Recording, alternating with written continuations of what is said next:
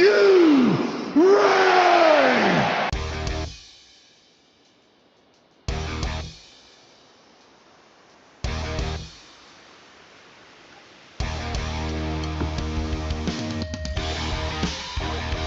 This is the Degeneration Clix podcast with your hosts, Who is Ravage?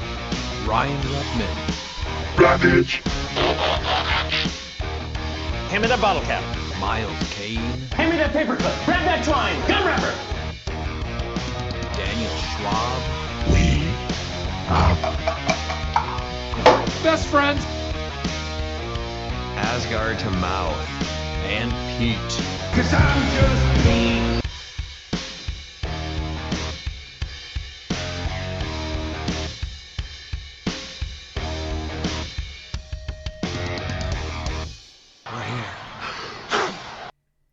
Welcome back to the Degeneration Clix podcast. I'm your host, Ryan, and with me as always are Miles, Dan, and Pete. Miles, how are you doing? Doing pretty good. Yep, we had rain started, so I just got done finishing my man shed roof that's going to be turned into a cliX house here soon. So, yeah, doing pretty good at that. Very cool. Dan, how's your week been going? Pretty good. Just a lot of stuff happening. So my house is kind of like a bomb went off, but I have to shuffle things around and reorganize things right now. So, just trying to keep things straight this week. So, All right. Pete, any chance we'll see you back at our local venue again soon? It's been an absence, I know, and absence makes the heart grow fonder, especially for Pete. And yes, this has just been an incredibly busy 3 weeks, so I plan on coming on Monday. So I should probably figure out how to play Hero Clicks, or at least what passes for me playing Hero Clicks again. So yes. All right, looking forward to it. Anything else you wanted to add? No, I miss you guys too. All right. And stopping by for just a few minutes, fresh off cheating on us, is Aaron Morgan. Aaron was recently on another podcast, and we just need to know, was it better than us, and how did it feel? Damn it. No, there was some knowledge that needed to be shared. That's the excuse I gave a couple of my ex-girlfriends too. So you got it out of your system then? Yeah. Are we exclusive again or no? Yeah, no, you're the podcast. All right. We did get a question real quick from Peter Marshfield, who wanted to know if there was any luck on beard products on the sponsorship. Apparently, I have not been approached by anybody, but I'm going to keep trying. All right, we'll have to get your name out there a little bit more. Send some pictures.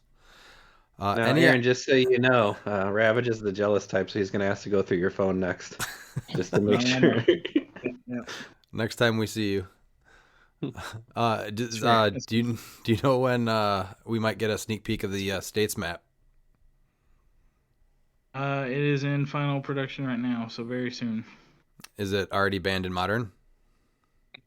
That's your face. he might just do it because you've triggered him now. You're like, well, just because you asked for it, banned. Yeah. No, I think this one will be fine. Everybody's on board with the layout and the idea with it, so it shouldn't go anywhere. All right, very cool to see. I'm excited to see it. Until the next big event where it does well, and then maybe it sits out again. I don't know. Yeah, it probably will. Thanks for stopping by quick. Did you have anything else you want to throw out there quick before you hop off?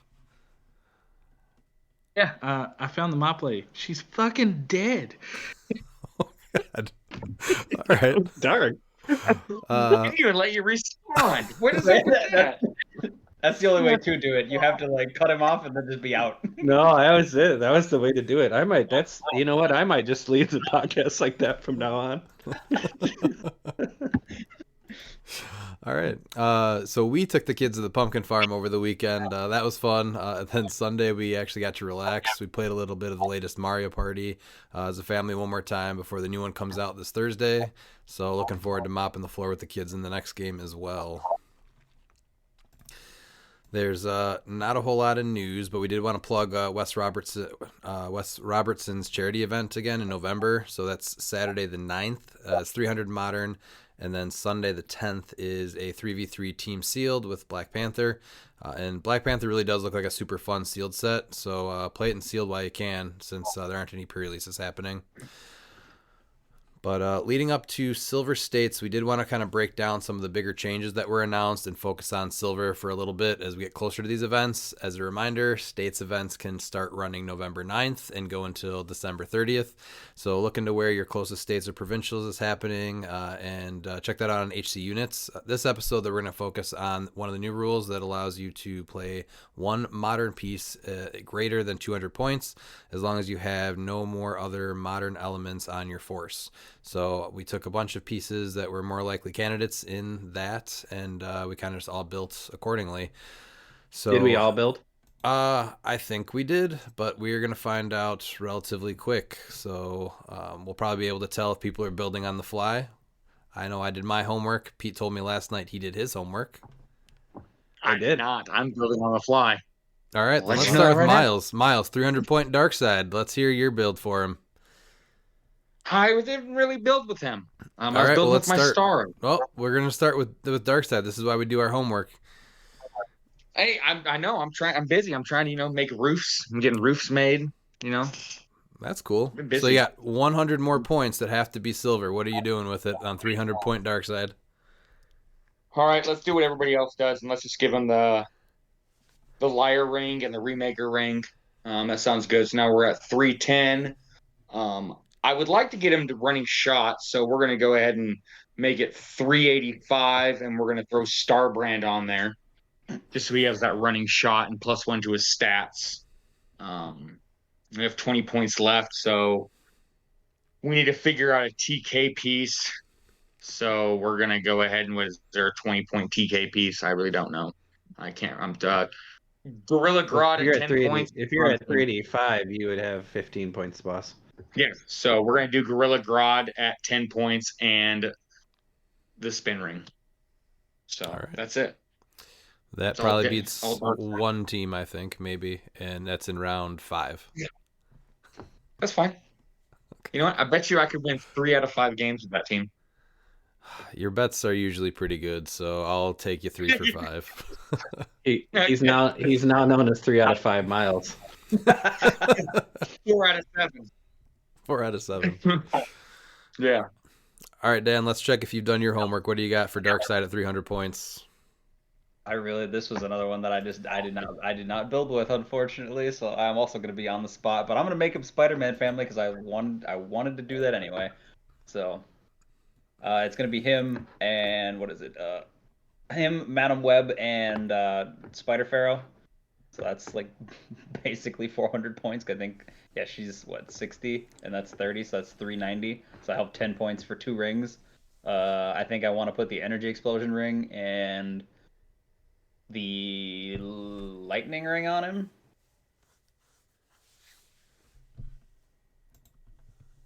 Let's see. Okay. Redmond, Yeah. how does it feel knowing that I'm the most serious member of the podcast right now besides you?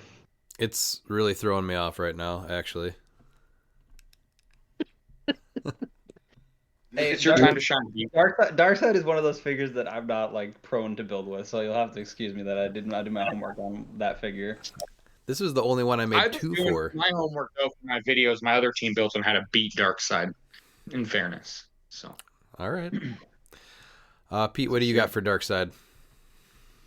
Well, I love Darkseid.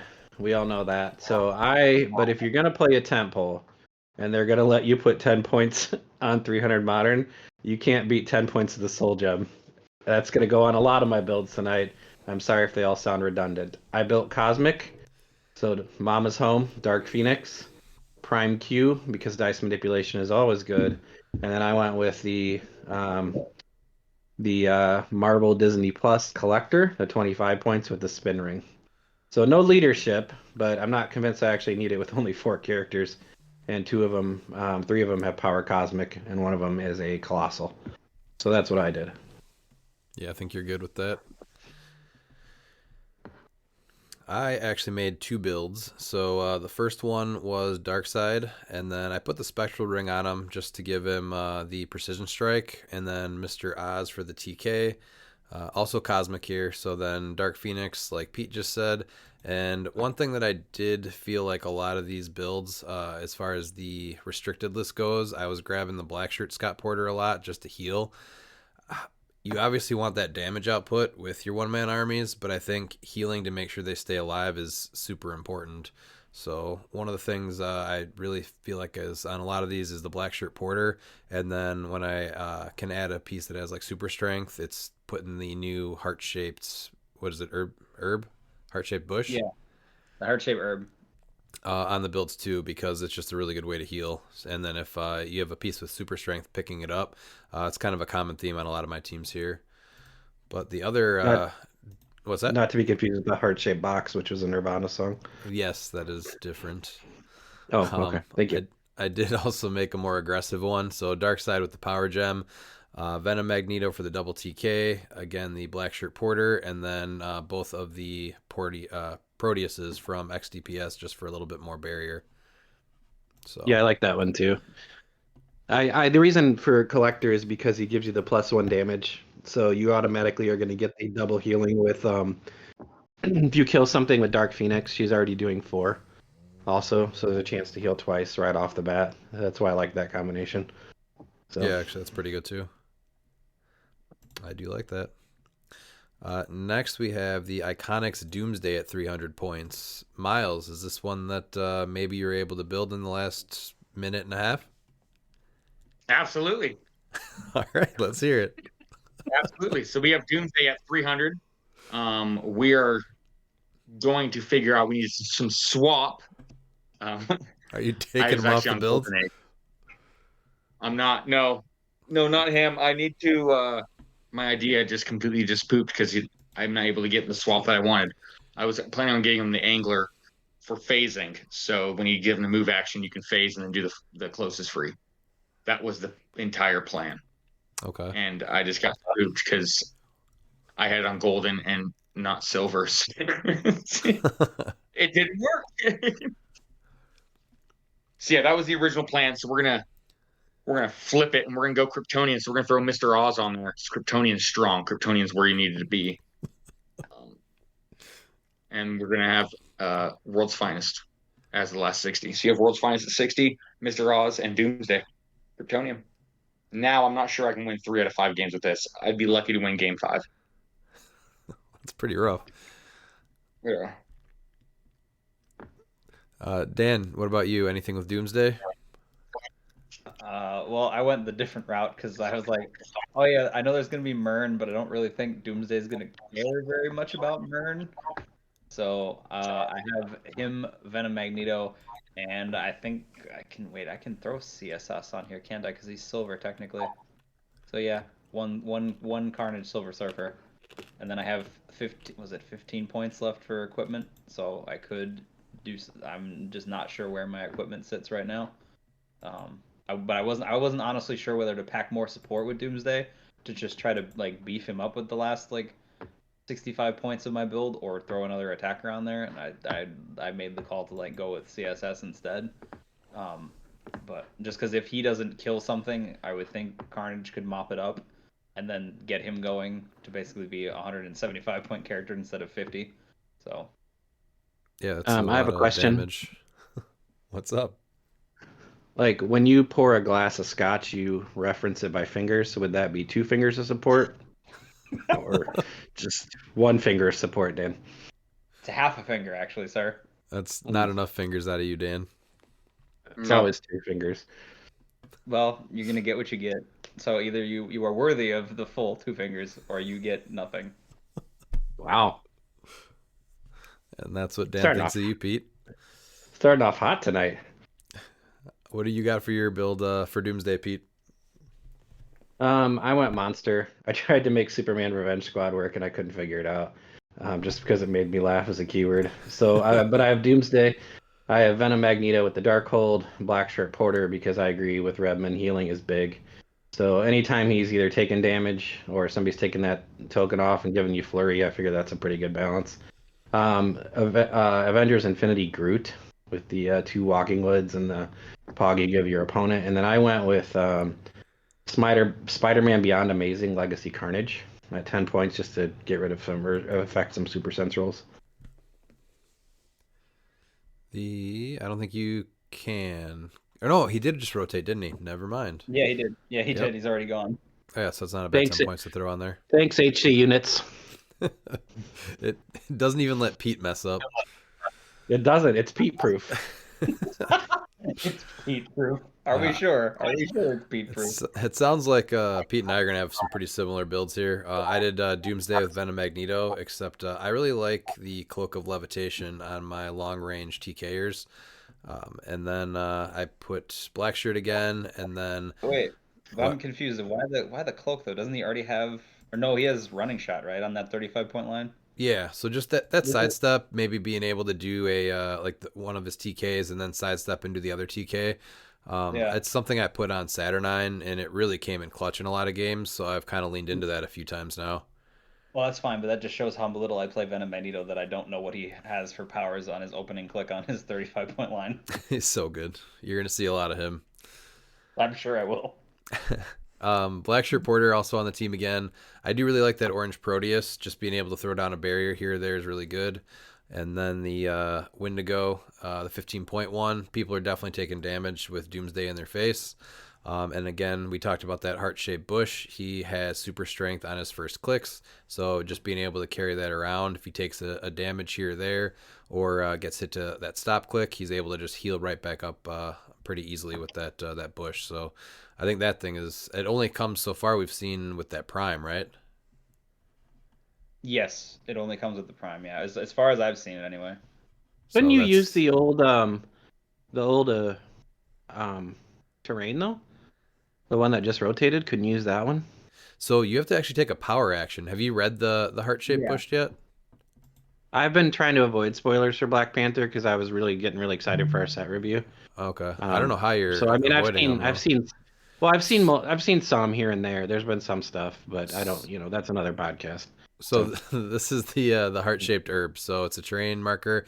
It's basically effect terrain. It's hindering, and it's similar to like the barrel or something like that, where if you're holding it, then you can still use the effect. So at the end of each player's turn, heal any characters friendly to that player occupying or adjacent to heart-shaped herb 1 click. So basically at the end of your turn, if you're holding this with Doomsday, he'll heal a click, and anyone adjacent to him that's friendly to him heals a click. Oh wow! So does that's 0 points? It's 0 points. It's just like the lava or anything like that. So you can only play one of them because all of So effect that's terrain. that's basically 0 points of everybody's build going forward now. So that's So, what you just told but everybody. it is something that you have to pick up with. It's not an object though. It's hindering terrain, so you do have to have super strength to pick it up. Otherwise, it's kind of risky to get blown up, or someone else can take it because it does affect the opposing character too. Okay. But yeah, I think that's going to see a ton of play soon. But that is for another podcast as well. I think that's everyone there. So this is one that I think I'm more excited for, and probably my number 1 build. But let's see what Miles has on Venom, God of Symbiotes. This is actually a good one. I think I you know what? So far for my random builds, I like this one. We're going Okay. Spider-Man family. We're playing him at 270. Obviously, we're gonna give him the octopus arms. We need to be able to get some fixing. So we're gonna throw Mary Jane from War of the Realms with a spin ring because she gets deity to Spider Family, and that's how we get Venom on. We're gonna have Madam Web with the Dark Hold, so Madam Web can give me improved movement, characters, and blocking. Mary Jane Watson from SVAC because I mean she's extremely good, as well as Marvella for the barrier, as well as the Empower. So there's a little bit of a problem here is that when you place the symbiote, he can't fly, so he can't really carry, and so it's trying to see how I can get Marvella's Empower useful. So we're equipping her with the last 5 points since unfortunately we can't have the barrel in silver, so we're giving her Froggle near. So that way she's tiny. So when she carries up that symbiote, or after the symbiote, she can be carried by Venom God of Symbiote. So he's now hitting 12 for 6 with Flurry. So Miles just proved my theory on Miles for many years that he was the kid that showed up at the end of the group report that didn't actually do anything the whole time, but you had presenter do something, and he's the one that got you the A. Is that accurate, Miles? yes, I actually. Fun fact: this actually happened for History Day. Back when I was in 7th grade, I still have my first place medal for History Day. So yeah, I don't doubt that story is true. it is. I will go through my stuff and I will dig out my History Day medal. All right, I want you to send it to us in the chat because I do kind of want to see it now. Yeah, no, I got to try and find it. Yeah, my wife buried it through a lot of stuff. Yes. Oh, is that all?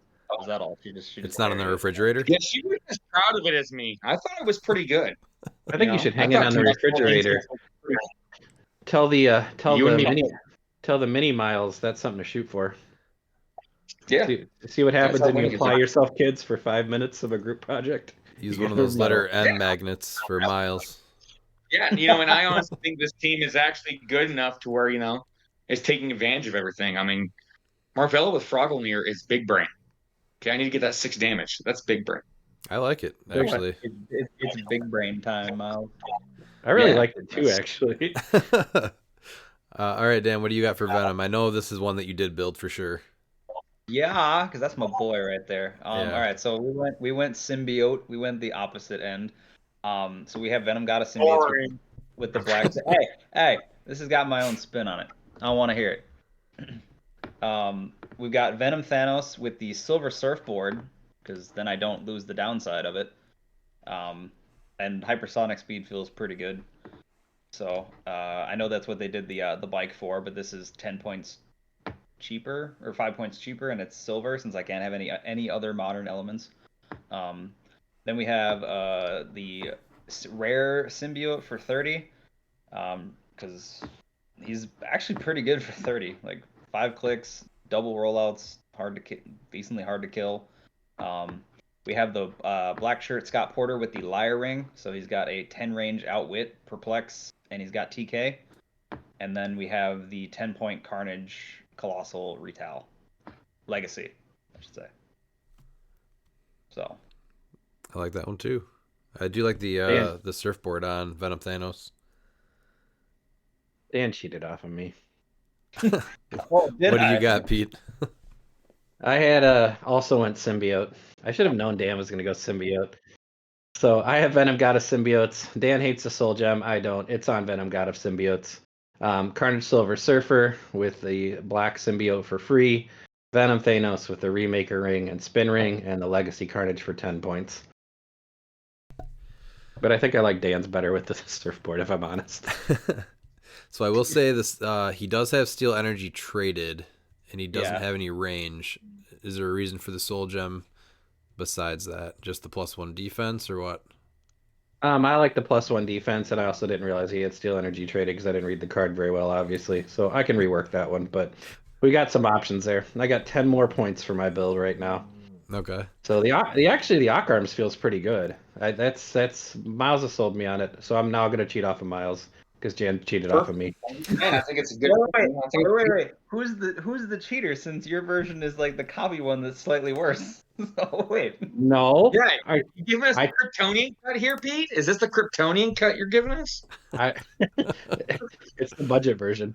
No, I changed it. I changed it just enough so that nobody could tell that you cheated off me, Dan. Okay, that's what I like it. Yeah, yeah, it makes total sense. I like it. I've played him a couple times, and the only one attack hurts, so I put the Octopus Arms on him. He does have the Precision Strike and 5 damage, so now he's able to hit twice. And then with his traits, so when Venom God of Symbiote uses Impervious, increase his result by +1 for each friendly character named Symbiote. If there are 4 or more friendly characters named Symbiote, Venom God of Symbiote can reduce penetrating damage. He's also able to make a Symbiote max 4 bystander at the beginning of each turn. So I actually threw 3 of the 43 A's at 30 points on there, so that turn 1 he's already got 4 on the board. And then I put on 2 of the Legacy Carnages, the Colossals, at 10 points each, and then just the Legacy Hulk as kind of like a secondary threat that you can kind of try to heal up and do something with. So mine's a monster team. but Ooh, I like that one too. Seems pretty mean. So what we've established so far is while HC units is Pete proof, HeroClix is still not. So very true. Next we have the first D&D Iconics that's coming out, the Beholder at 300 points. Not positive this one's going to be out by states because there's not an actual date on it, but I think it has an October release date, doesn't it? For now, at least. Yeah. So it could be out this month, could be out next month. There is a chance that you will see this. Miles, what you got for the Beholder? We're going ruler. Give him the soul gem. And we're throwing leader on there, playing some TK. And then we're going Batman team up Aquaman. And that way he has Dolphin now. So Beholder's now going to have Dolphins for protection. And then see, Aquaman's only an 18 defense. So you know what? Let's keep it going. We're going to give him Froggle in the air. So now he's already going to be in water. So he's going to be a 19. And since he's tiny, if they're range attacking, he's going to be a 20 defense. So, it's a little bit harder to hit. All right. Yeah, we're going to do reverse splash on the sideline. Okay. Dan, what do you got for Beholder? Well, this was one that I was not sure where to go with. So I did not have anything prepared for Beholder, unfortunately. But I like him on Mystical because there's obviously like a lot of stuff. He's got 3 good keywords. So if I was going to go with him, it would probably be Mystical, though. So, because you can do stuff with his D20 on that. So that's the best we're getting out of you is Mystical because you can do stuff with his D20. Yes, sir. All right, Pete, who did his homework? I went unthemed because I'm going to lean into the fact that I'm trying to annihilate something as quickly as possible. So I went with the Beholder with the Soul Gem. Yeah, Miles. And I went with Spider-Man Beyond Amazing 105 Bravo, the Spiderling, where I can pick a die. And with the Sinestro Core Ring, because Perplex is always good. And then I went with my girl, Saturnine, because you never know how many times somebody's just going to hit that big defense. And then you say, nope, you missed it by 1 with the Remaker Ring. So that's what I went with. All right. I also had the Soul Gem on mine. And then I went unthemed and went with Demon in Armor with the Incandescence Ring, just so he's able to do a little bit something because I had 5 more points left over. So that basically will make him a 21 top dial with Steel Energy from closer range. And then Demon Armor says that when a friendly character within range is attacked, the attacker cannot positively modify or replace their attack values. So odds are it's going to be an 11 on a 21 at the best, hopefully. And then I was going back and forth between making it themed and putting Black Shirt Porter on there so that you can re-roll the D20. And then I actually ended up going with Commissioner instead because I like the Demon in Armor thing, making it unthemed. But Commissioner, having the monster keyword like Beholder does as well, he can actually get Beholder to make a second attack. So if he hits with that, he would be able to steal energy again. You get the chance to roll the D20 again. So I thought that was a cool little trick, being able to attack twice with him. And Absolutely. then I had 10 more points over, so I just did the green Proteus. When all these pieces are taken in action, you'll be able to set up some barriers or something like that because of it. So that's what I did. I thought that'd be kind of cool to be able to take 2 shots with a Beholder with the Soul Gem, though. I like it. That's pretty disgusting, not gonna lie. That's the next one here, Kong at 300 points. I think this is probably going to be more one of the likely builds that we do see. Mm-hmm. Miles, did you make a Kong team? Yeah, I got 375 of it so far. So Kong's at 300. We're gonna put Cthon on the sideline so Cthon can go on to Kong. He's banned. And we're banned. He's banned in silver. Yeah, he's banned. Yep. Oh yeah, that's true. Never mind. We don't need that. Anyway, it's still gonna work because we're gonna do shifting focus World of the Realms vision, just to cover everything else. That's gonna be the only thing on our sideline. So he will always be able to swap. And we're giving him the Soul Gem, so that way Soul Gem can go to Kong at 300 points. And the 25 points, I'm not sure exactly what I'm gonna go with the 25 points, so we can look at it here. Since we're not themed, we want the best 25 points in silver. I'm not quite sure what that is. Scott Porter. So, It's Scott Porter. Yeah, but it's not themed. So that's where it comes into play. But Scott Porter, I believe, is still good enough for his defense plus. right? Even if you're, yeah, yeah, his defense is, yeah, if adjacent friendly character shares a cure with him, yeah, so you can just copy that. Yeah. So Scott Porter, black shirt Scott Porter is going to be the way. That's the last 25 points. So Kong at 300, Vision with Soul Gem, and black shirt Porter. All right. Dan, did you get a Kong build? Yes, I went animal instead. What do you got for that? It is Kong. It is Chip. It is the Brain, and it is High Evo Prime. And I have 10 points left. I think I put the broadsword on. No, I put the broadsword on Chip because I just thought that'd be a little better than because I don't know. I guess the constructs are still good. So either the ring or the broadsword on Chip, but and then I have 10 points left over. So but High Evo's already got his what is it the thing, and I can't equip the brain, so I got to figure out what I'm doing with that last 10 points. So I have a question. yes. Broadsword's modern. Oh, sorry. Yeah, I can't actually do that, so it has to be the ring. It's more. Was that a question? I guess it kind of sounded like it at the end. Yeah, I was being nice. But he could still put it on Chip if he's got the Herald keyword because it's not going to cost any points, right? Yeah. No, it's zero. Green Lantern. Green Lantern, not Herald. Green Lantern. It's Green Lantern, yeah. So it technically would cost 0. So I think You I can could still do sneak it on then. there. Yeah, you can then. Oh, interesting. Yeah. So I just don't know what I'd do with the last 10 points. Is that? But I thought like Kong at 300. I don't know if I need a secondary attacker. It's pretty much I need like as much support as I can get for him, and Animals offers a lot of really good support. I mean, Chip Brain and High Evo feels really good. Yeah, absolutely. So, Yeah, it's not I bad. mean, I'm not making use of the TK, but I mean, double perplex and outwit. Brain can attack. He can just get carried and then mind control. So that's good if I want to like say bring somebody over that then Kong can just smash twice. And then he can see through Kong too, right? He has improved Ex- targeting characters. Exactly, yeah. So that was Yeah. kind of the idea. It was just do stuff like that. And once again, that's Redmond's favorite sculpt in HeroClix. Pete, what do you got for Kong? I went with Mystical. I went with 300 point Kong. I went with Black Shirt Porter. I put the Indigo Ring on him for 10 points because the support and the heal whenever is always good. I went with Legacy Green Lantern with the Green Lantern Ring, but I might actually put the Broadsword on him since I didn't know you could do that. And then I went with War of the Realms Scarlet Witch, the 30-point one with the Darkhold. I just a place I've played a bunch. She's a phasing teleport, passenger 3, so you can kind of move around Porter and Green Lantern to kind of keep him out of harm's way with her. And then she also gives you TK and another prop. So I figure with Kong, you're always looking to have less figures than the other team. So I felt pretty good in silver with only 4 figures. Yeah, that's a good call. That's another reason too why the 300-point Kong is a good call, because the odds of other teams having only 4 pieces is not going to be common. I went with ruler theme. So big thing with this is that with Saturnine that I have here, even though I was not a big fan of tarot cards in Modern, I'm glad they're gone. I do think that this is a build that you could definitely use that for, as far as just his impervious rolls or willpower, things like that, just to help out with him getting a little bit more. And then I put the Darkhold on Saturnine, so she's getting an 8 range prob.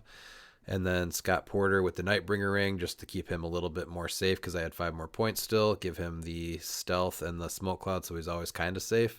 And then he's healing Kong at the beginning of his turn, 1 click. Kong has super strength, I think, throughout his whole dial. So again, that heart-shaped herb. So at the end of my turn, he would be healing with the heart-shaped herb. At the beginning of the turn, Porter's healing him a click too. So it's a decent amount of healing on that piece that feels pretty good. And then just because he's going to be out and attacking pretty hard, you really can't ignore him. I threw a 25-point original Surtur in the back there so that when you do hit him, Surtur can just come and do a retail in the next turn. So this one, I like that. This one's probably my second favorite build behind the Venom one that we did already. And it's so funny because I hated tarot cards so much that I forget that Saturnine can still use it because I never played them with her. but that's good too. She made a couple of these though, because not only does she add 5, not only does she let you play tarot, she also lets you put 5 on your sideline, and you can kind of swap out based off of what you're fighting, so that you're less likely to help the opposing team at the same time, or you can pick something that's better to help you against that team. So I used that trick a while ago too, and I thought that was really good. So I do like this team a lot, actually. That and it wasn't. I'm sorry, I lost my train of thought. Well, if you remember, we'll circle back around. Nation. I think everyone got their Kong builds in, right? Yeah. Yep. All right, so I think next with the Loki, everyone's going to have the first 305 points. But let's start with Miles, the Iconics one that just came out, 018. Yeah, I mean you're absolutely right. It's Loki and the Liar Ring. Like I mean that's definitely the first 305 points. You want to be able to, yeah, get it. Dude, somebody forgot to mute themselves just then. My train just left the station. But okay, so yeah, we're gonna go Starbrand because I want to be able to give him running shot as well as +1 to all of his stats. I just think Starbrand's really great for Tentpoles, just get +1 to all their stats and powers. And then we're gonna go ahead and give Gorilla Grodd Spin Ring, the 10-point Gorilla Grodd Spin Ring, so we can try and get Loki up there as far as we can, because you can only use Mind Control free once per turn, so you gotta try and figure out if you want to give him running shot, or if you want to be able to TK him up there and hit from 10. So Gorilla Grodd with Spin and Remaker, just because I have extra points. Yeah. Never mind. Yeah, we're giving the Remaker to Loki. I know he has the shape change for the first half of the dial, but he loses it, so we're gonna give him that. So he has it for the back 5 clicks. All right. And then, yeah, he still gets to use the Outwit with a 10 range with the Liar Ring, which is cool. Yep. And yeah, the improved targeting is great because it also works for his Outwit and all that. Right, yeah. Well, no, he loses it. Oh, no, he only has the improved targeting for his damage, power, and shape change. He actually doesn't have any other powers. I mean, Prob, 10 range. Let's go. Oh, yeah, that too, because it's traded. I missed that one, actually. Oh, never mind. It's not Prob. It's only Mind Control, Outwit, or Perplex. But yeah, anyway, yeah, it's 10 range Mind Control. I mean, what else is there to say? Yeah, that's the first 305, I think, that you're putting on there. Dan, What about you? Did you build with this one? I mean, yes, of course, because it's Loki. I was like, it's like they gave me a 300-point Loki that's actually good for a change. Because the last time they tried to use the freaking the Infinity Sword, and that was just bad. It's like, I don't know what we're doing here. So it is Loki, but he's 310 points actually, because it's 5 points for also the Nightbringer ring. Make sure that you have to come up and punch me. You're not shooting me. And then the Liar ring for the 10 range mind control. And then the next 40 points of my build is actually Raven from BTU, the 107B, with the Cloak of Levitation for just general maneuvering and being able to TK him up or TK him back to keep tokens off, because of the fact that he has cosmic energy, but without, like, say, leadership, right? It's going to be tough to like make that work just to keep tokens off of him consistently. So that was the general like idea of that, was just to try to keep him going as quickly as I can. And then it was actually the white shirt Scott Porter with the was it the Indigo ring for support. I like it. So, and then I'm trying to figure out, I think I have, because puts me to 380. So I'm just trying to figure out the last 20 points of that team, but that is where I was at right now. Because I mean, Loki's obviously my main attacker, but if I don't have to put him all the way up the map, then I can like sneak up Porter and Raven, and then if they get close enough to Loki where Porter can like sidestep up or get TK'd and Pulse Wave, that's pretty good too. And that helps take a little bit of the pressure off of Loki to actually just do what he's supposed to do. So. Are you themed? Yeah, I'm currently mystical actually. Is there any 20-point mystical retails? I can't think of one off the top of my head. No, I don't think they really gave that out to that much. The oldest Okay. the oldest one I remember was like Dormammu, but I think he was 35 or 30. Tri Sentinel is 30. Yeah, he's 30. Yeah. Okay. So. Dan did bring up a good point that I don't think we brought up yet, and I came across this a lot too, is that if they were standard like tentpole pieces, then you could at least equip them, but you might run into the challenge of like actually keeping that pace of getting that token off of them if you're not hitting willpowers or leaderships on them. If they were colossal, then you really can't power them up anymore, and you get to keep them going a lot easier. But I was running into that a lot too. It's kind of hard to build based off that. Pete, do you want to go with your Loki? I also went mystical, 300 points of Loki, 5 points of the Liar Ring. And then I went Arachnite so everybody can watch me misplay him, even though I've been hurt by him so many times in the past. With the Soul Sword, so that's 70 there, and then I went with Black Shirt Porter. And it's pretty simple type of thing. I'm going to have Loki come up and cause chaos from 10 away, and then have Arachnite swoop in and miss all of his attacks and get killed, because that's what happens when I play him. And then Scott Porter to make it last at least one turn longer. So that's my build. It's not terrible. I mean, I dig it. I would run that, Pete. Like I would legitimately run that. I would be like, here, let me run that for you. This will be fun. Loki, I started mine with the Liar Ring, like Dan did. Also added the Nightbringer Ring. He already has stealth, but being able to just lay a smoke cloud down from wherever he needs to be is pretty big. And then I went unthemed, went with the Saturnine again, but this time with the Cloak of Levitation. Again, being able to just use the tarot cards that work the best for this build, whether it's like the Mind Control card, do an extra 4 damage. He's got it twice that he can use, and there's only 3 characters on this build, so there's a chance that I think you could do that twice, right? There's not a limit on like once per turn with the Mind Control tarot card. Anybody? As far as wait, the Mind Control tarot card where you do the damage after resolutions. Yeah, no, I don't think so. So if he gets it as free, and they're already hit, so you're guaranteed to just go right through someone with 4 again. And then he can use Mind Control and is free. So that's 2 times that you're just dealing out 4 damage if that tarot's up. Yeah, that's a solid play. I like it. And then Saturnine's got the 8 range TK. And then I put on Maria Hill here with the Spin Ring. So now she has TK as well, but she also has Mind Control.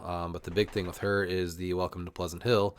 So once per turn, when a friendly character uses Mind Control to target a character that hasn't been damaged this turn, after resolutions, that targeted character can't make attacks or be attacked until your next turn, until it's the only character on its force.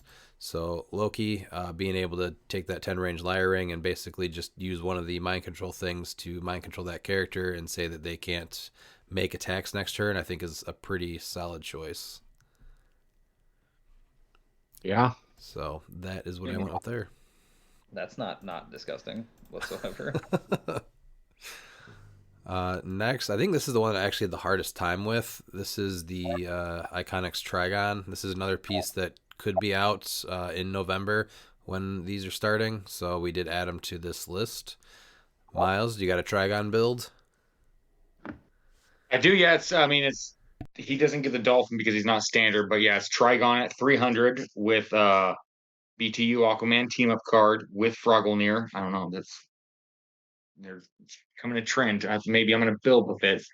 And then I did the 35-point Saturnine just so I can do the tarot cards. I don't know what tarot cards yet. It's all gonna be,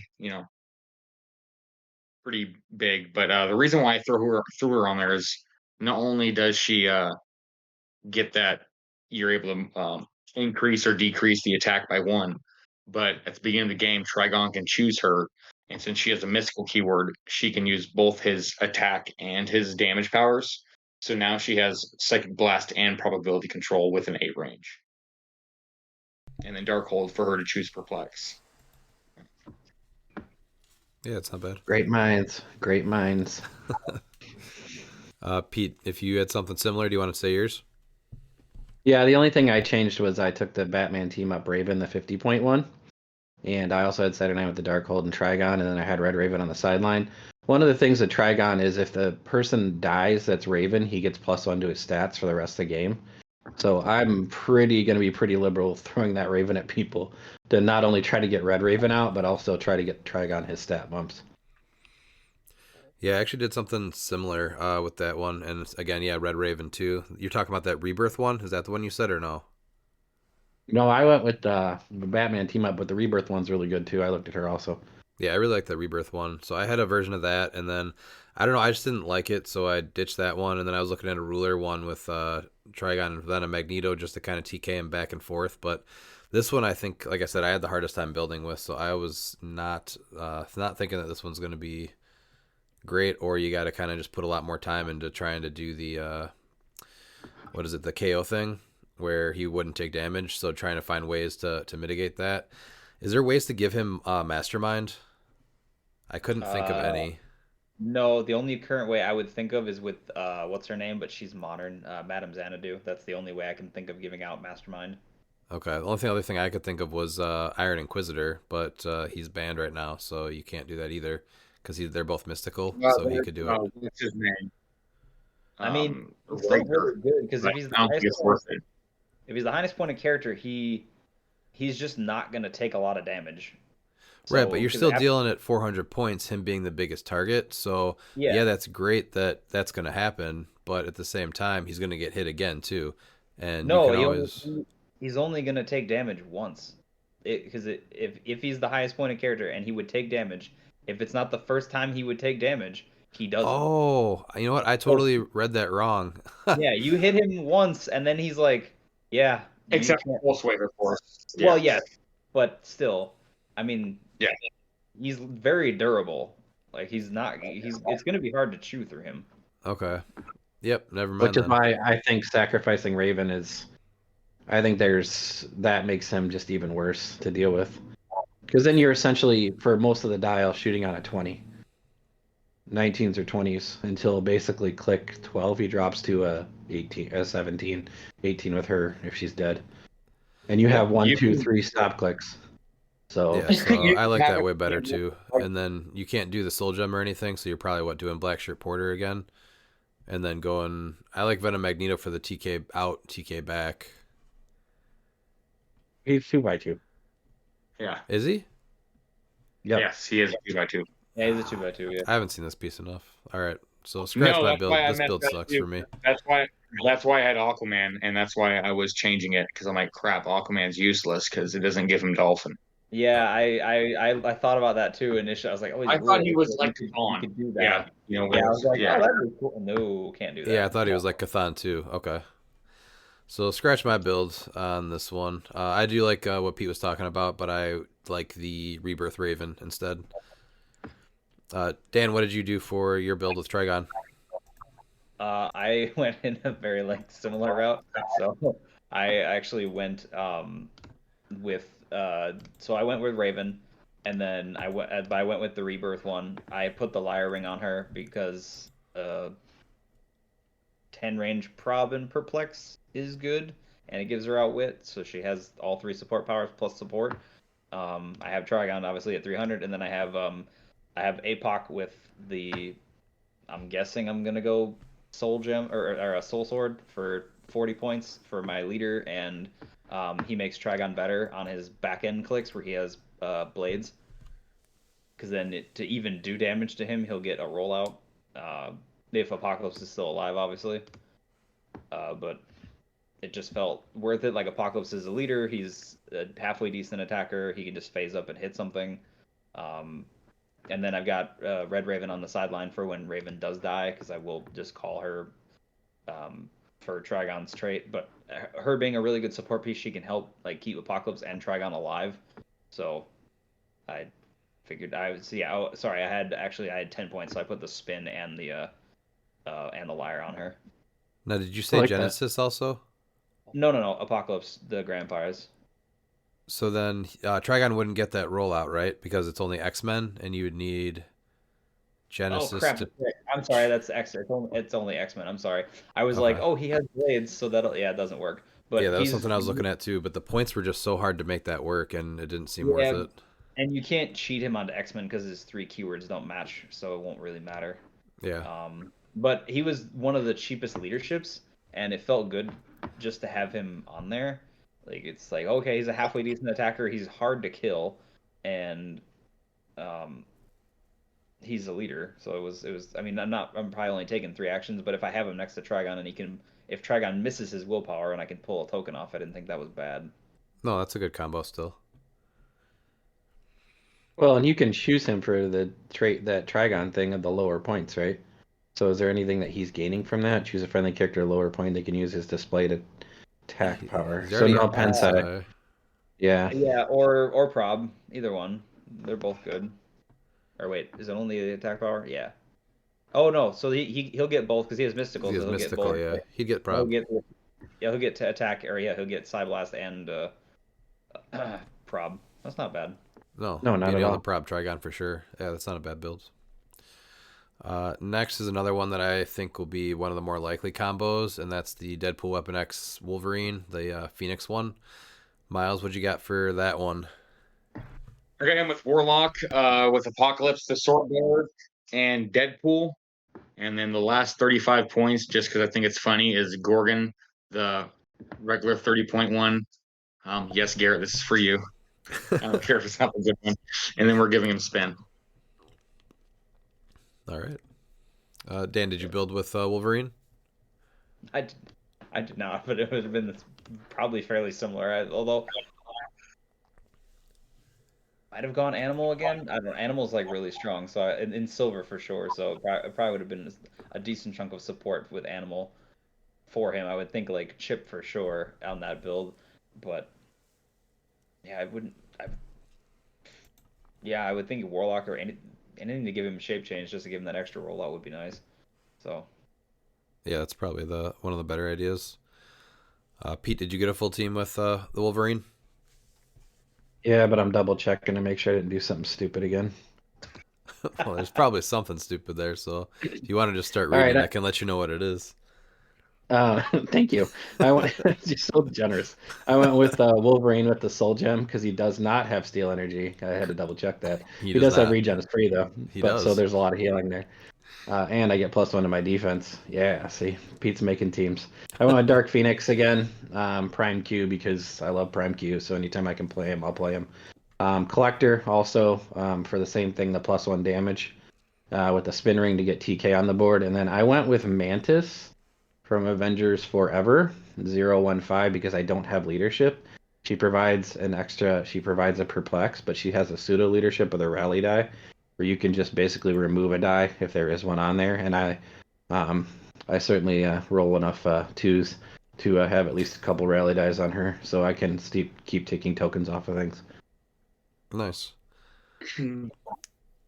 So with my Phoenix Wolverine, I put the Carnage symbiote on there, so that would give him plasticity and shape change. And then when this character KOs an opposing character, after resolutions, heal 1 click. So just another really good way to be able to heal with him. And then the other thing, that Codex, there are a couple pieces that you might see, like that Venom Magneto. He's going to be all over the place. So being able to heal 3 clicks if you KO a... Oh, no, he doesn't have that one, does he? No, he does. He has Codex, yeah. So if you KO a Venom Magneto with Wolverine, you're healing 3 clicks. And that is not hard to do with him. And then I know the other option too there. I just like that combo. But obviously the Warlock Sword is really good because I do have Apocalypse on here with Soul Sword. So he's already X-Men. So he is going to get that extra rollout once he gets to click. If he ever does get to click 6, he'll get the extra rollout. That was the only downside of going Carnage Symbiote instead of the Warlock Sword. But I feel like it's worth it because I think it offers a lot there with the healing and everything. And then I went with my own Venom Magneto, put the Darkhold on there for some prob and the chance to outwit if I need it. And then again, just for the healing, I went with Scott Porter, the black one, black shirt Scott Porter, and then I actually put the Tesseract on him because I had 5 points, and now he can just phase away from any danger, and if he does do that, then that gives him prob. I do have leadership with Venom Magneto, but again, only 4 pieces, so you're able to kind of always take your actions. So I kind of liked what I came up with here, and I think Wolverine is definitely one of the more common ones that you might see out on the fields. I agree. Next, we have Masters of Time, Flash Raptor at 250 points. Miles, I feel like this is one that you did build. He said he'd be right back. Oh, I missed that. Okay. Dan, did you get a Flash Raptor build? Yes. So I have Flash Raptor at 250. I didn't realize he was 250. I thought he was like 300. So I have following up with that. I have World's Finest with the Bat Belt, since those both rotated at the same time. Didn't realize they were from the same set. And then I have the JLU Martian Manhunter. So the one that lets you move your half their speed value. Because with Flash Raptor's 12, you get to move 6. Right. And carry people. And then I was the last bit of points. I was unsure of whether to go with the 50-point GL, the super rare Hal, or I was dabbling with Question, because die replacement's huge and his is a little more restricted, but that's still really big to just have a die on hand. So those were what I was dabbling with for the last bit of points. Because I wasn't really sure if I should equip Martian Manhunter with anything, because he's pretty much just my he is my leadership, but he's also my pseudo TK. Right. So, but I'm also getting +2 speed for people. So Flash Raptor has a 14 speed top dial, because I have 4 or more Justice League characters on my force because of his trait.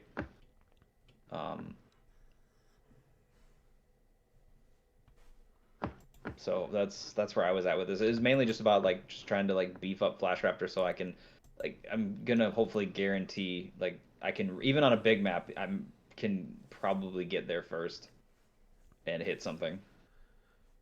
And then yeah, maybe he's Quake. gonna make it for sure with the 12 speed.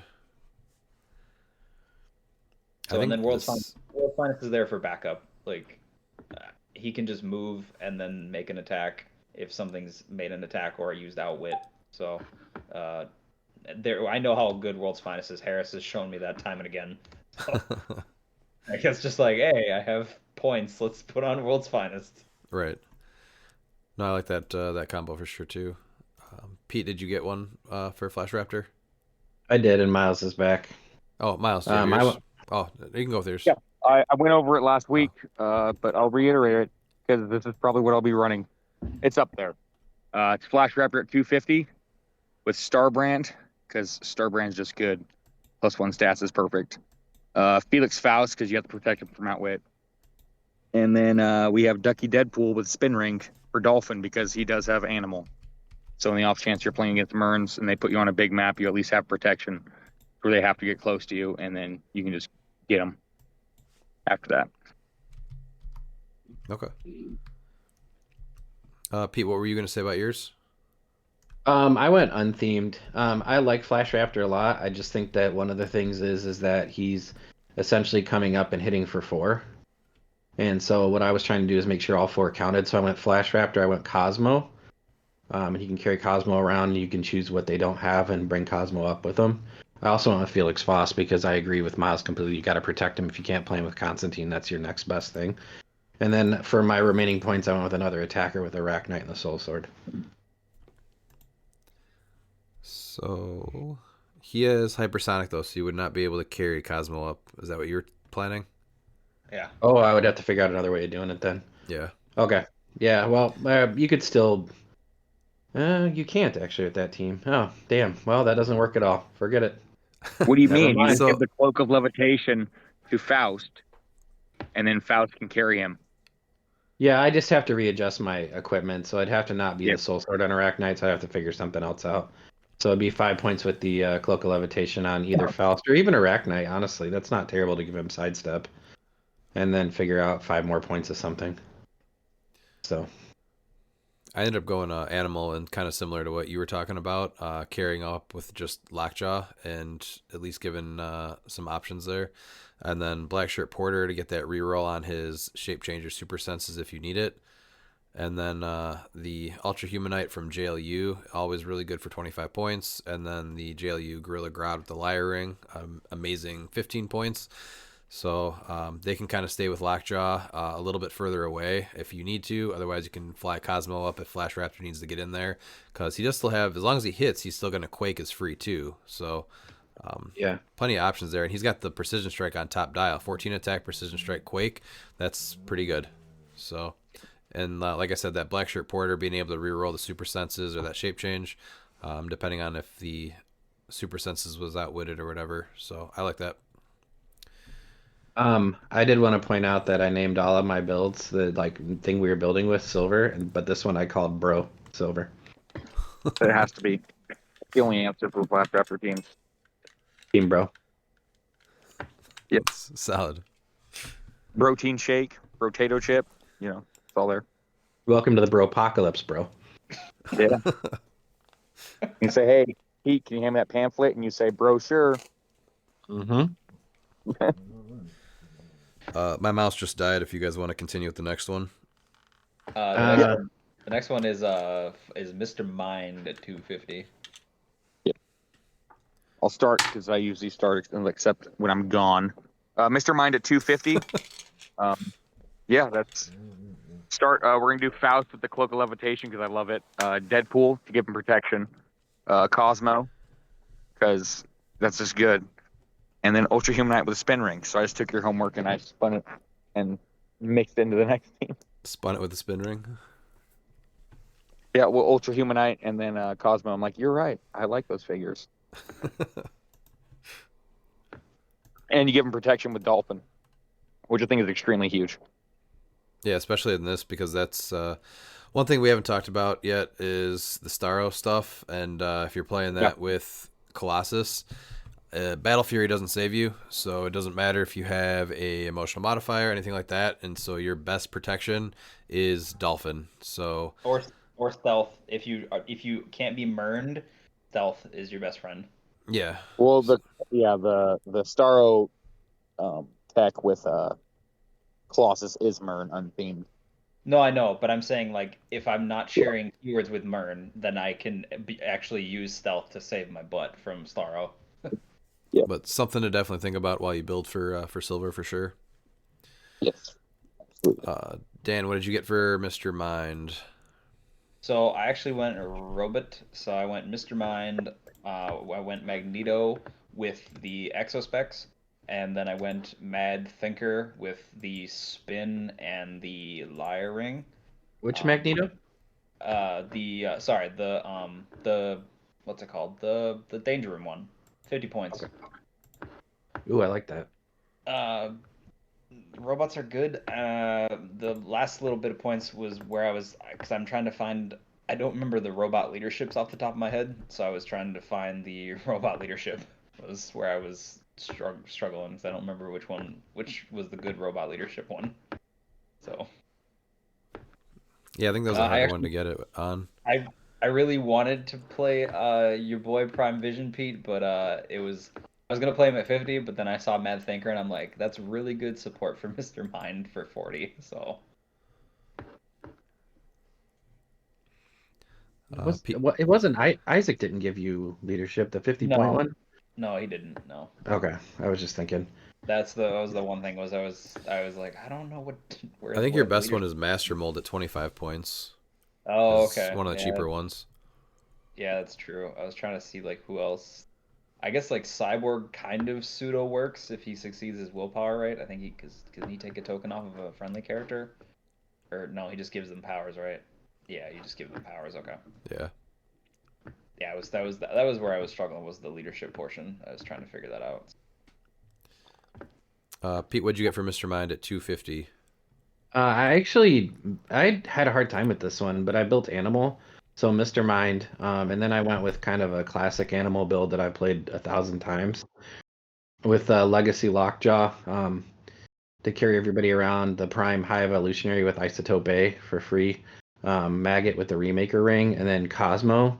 And then I wasn't sure what to do with the final 10, so I put the Indigo Ring on Cosmo, and I'm not entirely sold on that, but I figure support's never bad. So the dropship with Lockjaw with Cosmos taking away something, then Maggots hitting, and then something else coming to clean it up has always been a pretty good trick in every version of Animal Teams I've played with the dropship.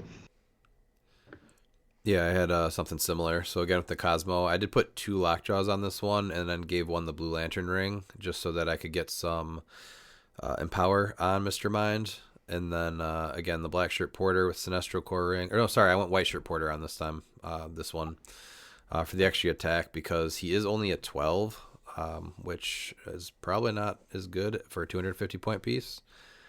And then 10 more points. Just went with the regular JLU Gorilla Grodd again. Honestly, I don't think this is one that we're going to end up seeing because you're only getting 3 more clicks for 100 points.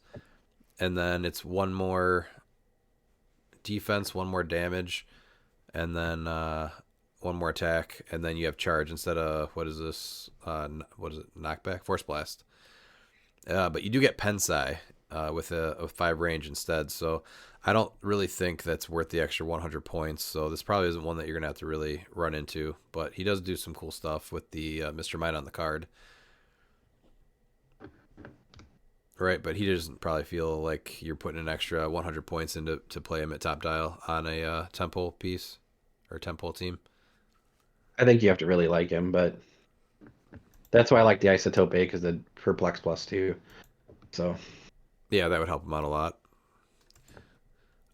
So this is probably that was probably my least favorite one to build with.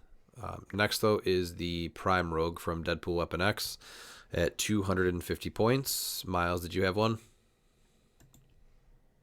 Yes. So we got Prime Rogue at 250. I'm leaving her unequipped. We got Black Tom at 65 with the Power Gem, Venom Magneto, the House of X Black Tom, and the Swap Magneto. And so that way we can swap in Black Tom and the Swap Magneto for Peeper and Blackheart. And then you can give the Power Gem to either Rogue or Blackheart. ooh. Okay. Instead of just having it on Rogue right away. Yeah, because you might bringing in Blackheart. I think that it might be pretty good to throw that on Blackheart sometimes. Yeah. Because I mean, she's doing 5 damage, and it's like what's better is you can get Blackheart to be doing 5 damage now. So it's always better to get multiples, I think. For sure. Heavy hitters. Because Blackheart's a problem and Rogue's a problem, and so now you have to deal with both of them. So. Dan, what'd you get for Rogue? That is quite fair, actually. I did. Obviously, it was Rogue at 250. I actually went further back, and I went with Mimic at 45. So he is my leader, and then I have Mother on the sideline for his Mimic token thing, because she starts with Sidestep, TK, Willpower, and Perplex. I know she wasn't good as a title character, but I thought that with Mimic was pretty good. So, and then I put the Liar Ring on Mimic to give him further range for his Perplex, and it gives him Outwit. So I thought that would be decently helpful for him. So that way I'm not having to put him all the way up there. But he is 45 points, and I can switch when he hits his stop click. I can switch off of Mother to something more offensive in nature with him. Right. So that was where my initial head was at there, and then I did the grand prize Apocalypse at 40, just because he's I really like him as a second or tertiary attacker, and then I gave Rogue the Warlock initially because it just gives her blades and a way to get away, because she doesn't have characters. That was the other thing, was I wanted her giving her plasticity. I thought would help keep her mobile, so that she's not getting, if she isn't hitting immediately, then she can at least get away, hopefully. Yeah, and adding the Apocalypse is never a bad idea. So it seems pretty strong. Yeah, that was kind of the thing, was him just, he's all right, if she has blades, then she's getting the rollout every time unless she gets unequipped. So, and then I don't have to pick it. I can pick something else with her. I can pick the other powers. Like I can pick prob. I can pick close combat expert or something. Things like that. So Yeah. yeah, then I was just at this point I was trying to figure out the other, like a secondary, basically a secondary attacker, because I have 200, or I had like 340 points is where I was at. So I have 60 points left for another attacker, and I was just trying to find that in X-Men. So that was where I was at with this so far. But yeah, her biggest thing is she needs to get going, because once she gets going, she's really hard to stop. I definitely like her a lot more in silver like this than modern, for sure. Well, she's got a ton of support. Yeah, and that's big for what she's bringing. Pete, what did you end up building? I did X-Men, and I did Rogue with the Soul Gem. I also did Hope Summers for leadership, and then the ability to copy powers. And then I did Manifold with the Darkhold. For, you can bring him up and park him next to somebody and hand out combat reflexes to people. And not for nothing, he's not a bad attacker himself. And then I went with the X-Men Rise and Fall long shot, the 50-point one, with Incandescence and Remaker. Remaker for the rollout, and Poison, and Incandescence to cause some shenanigans with Energy Explosion.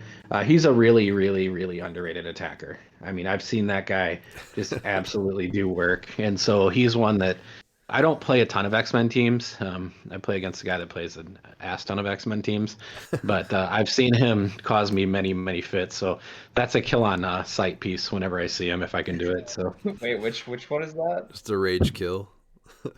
the long shot, the common or uncommon 23. The uncommon? Oh yeah, because he's the 6 range triple target running shot, 11 attack, probability control.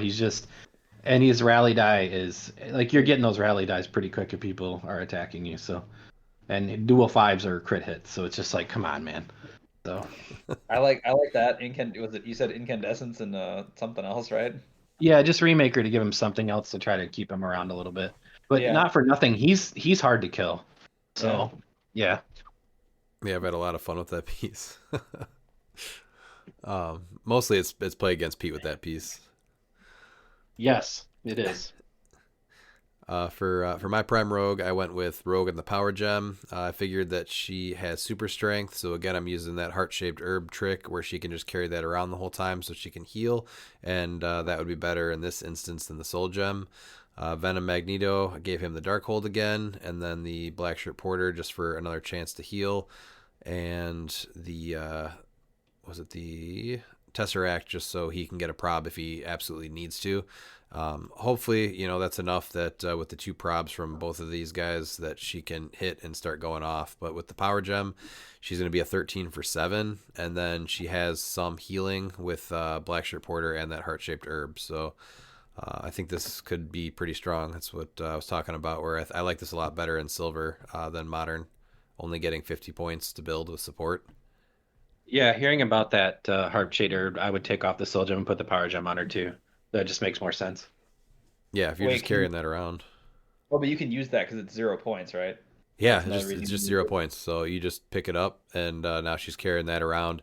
At the end of your turn, you're going to heal. If you're able to get Steel Energy, I know she has it on her stop clicks, but that's probably one of the things that you're going for on a piece, and it's probably not that hard to find a piece of Steel Energy on the board in silver. No, Steel Energy or prob is like your first couple of powers that you're trying to get off of somebody. Yeah. So this is another fun one, but I like X-Men builds, so this was an easier one to build for me for sure. All right, Miles, I know you're looking forward to this one, Legacy Starro. Oh man, Starro. You do not ever build Legacy Starro as a Tentpole, ever. You always go with the OG Starro at 200. Well, that's not the name of the game. So 260-point Legacy Starro. I can't make him work. I had to do the Starro Mjolnir trick. I had to do Legacy. I can't make this guy work at 260 points. Really interesting. Even you can't make him work. No, because he's just not good at 260. I'd rather save the 60 points and play him with the regular his regular card. So that's what I did. I went Star with 200, Star Brand Stones of Merlin, Ducky Deadpool with Spin, Elsa Bloodstone with Mjolnir to give him Mjolnir, and then St. Walker with Blue Lantern Ring. If you're going to do a Tentpole Starro, I think that your best move and to have any success in silver, even though it would be fun potentially to play him at 260, is to actually play the original card, because I think you'll actually have more fun running that strategy, being able to make 5 attacks from range than you would with what this figure brings. Because this figure is just, I was actually talking, I believe Dan was yesterday, the day before, that he's built to be played at 20 points and then healed up, because his damage power is specifically to keep him healed up. So he doesn't play it as a tent pole like you would want, how the original does. Yeah, I agree with that. Honestly, I put him on for 260, and then I was just trying to take advantage of his healing power. So the 100 point Starro, the original one, just because that's the only way to get more Starro fights out. And then I put the Black Shirt Porter on there again just for the healing, but I hated the build, so I stopped building at 385. I was actually, this is the one I was trying to the hardest, and I was actually starting to build it, and that's when I was talking with Dan about it. I'm like, I just can't do it. Yeah, I don't really think it's an option. No way. Dan, did you get something though? I did. I pulled the Pete trick, and I went Doom the Annihilating Conqueror with Starro, so then I could add like, what was it? I added the White Shirt Porter and a Hope Summers for TK, or like her TK shenanigans, basically. So that's pretty much it. Is unfortunately, because Starro was a lot of points and getting the Dooms, but the Doom swap felt really good, so I can just swap into whatever else I need. And then I'm Latveria, so that felt fine. So I think that's the best you're gonna get, is that just it felt fine. Yeah, well, and White Shirt Porter gets I can put the Indigo ring on him for free. So that was kind of my thought was, well, if Starro does get hurt, because he's probably gonna get hurt, is to then just have Porter heal him up. So yeah. Well, you can. So if you're gonna use the Latveria, you can use the Latverian map that gives the Latverian peasants. Yeah. Which is Mastermind fodder. Mm-hmm. Because I believe you can Mastermind to them, if I remember that trick correctly, because I'm pretty sure that's what they did. Yeah, they just have to have the keyword, I'm pretty sure. And if they were, I think if they were Doom, they got a bonus or something like that. But yeah. Yeah, Latveria map village. Yeah, I saw the Doom swap, and that felt a little more helpful. Like I could do a little bit more with that versus just sticking to like Cosmic or Ruler. So yeah, the thing with Doom is if one was named Dr. Doom, you got 6 peasants. If not, you got 3, but you assigned who got the Mastermind. So that was the trick with that map. Great map. I played the crap out of that map. And it's outdoor blocking, so it doesn't really affect Starro seeing things. So, and people have to move up to kind of deal with him. I like that, Dan, actually. I like that a lot. Yeah, it was a good build. Pete, what'd you come up with? Well, I'm not saying I'm disappointed in Redman and Miles, but I went with the fun of silver. And I made the greatest secret society of supervillains theme ever made. I did look a little bit at that. I started with Starro. Okay. And then I brought in Felix Faust, and I put the remaker and spin on my boy Felix. Then I bought the brain because Redman loves the sculpt. And then I chose Prime Parasite 41B. Actually, Nightbringer and Spectral. He's actually. And honestly, I don't actually hate the build. And the more I look at it, it does a lot of things. It'd be fun. So, Prove us wrong, Pete. I bet you can win 3 of 5. I bet you can win 3 of 5 with that build. See, the funny thing, Pete, is that Parasite is actually again, he's a piece that if you get him going, he can be a nightmare. So. Yeah, any vampire pieces never work for me. At 50 points, he felt like, well, if he dies, it's only 50 points, so just kind of what he's going to do to me. So, yeah. But you do add powers and from him with his trait with hitting with close attacks, and then also he's got some his other trait allows for him to do steal energy based on powers on the other cliX dial. So I thought he was cool. I never thought he got played a bunch. He's one piece that I always have in the back of my mind when we start building things. But being able to play a Cool. Secret Society of Supervillains team seemed So, too fun to me. did you have Penguin on your team, by the way?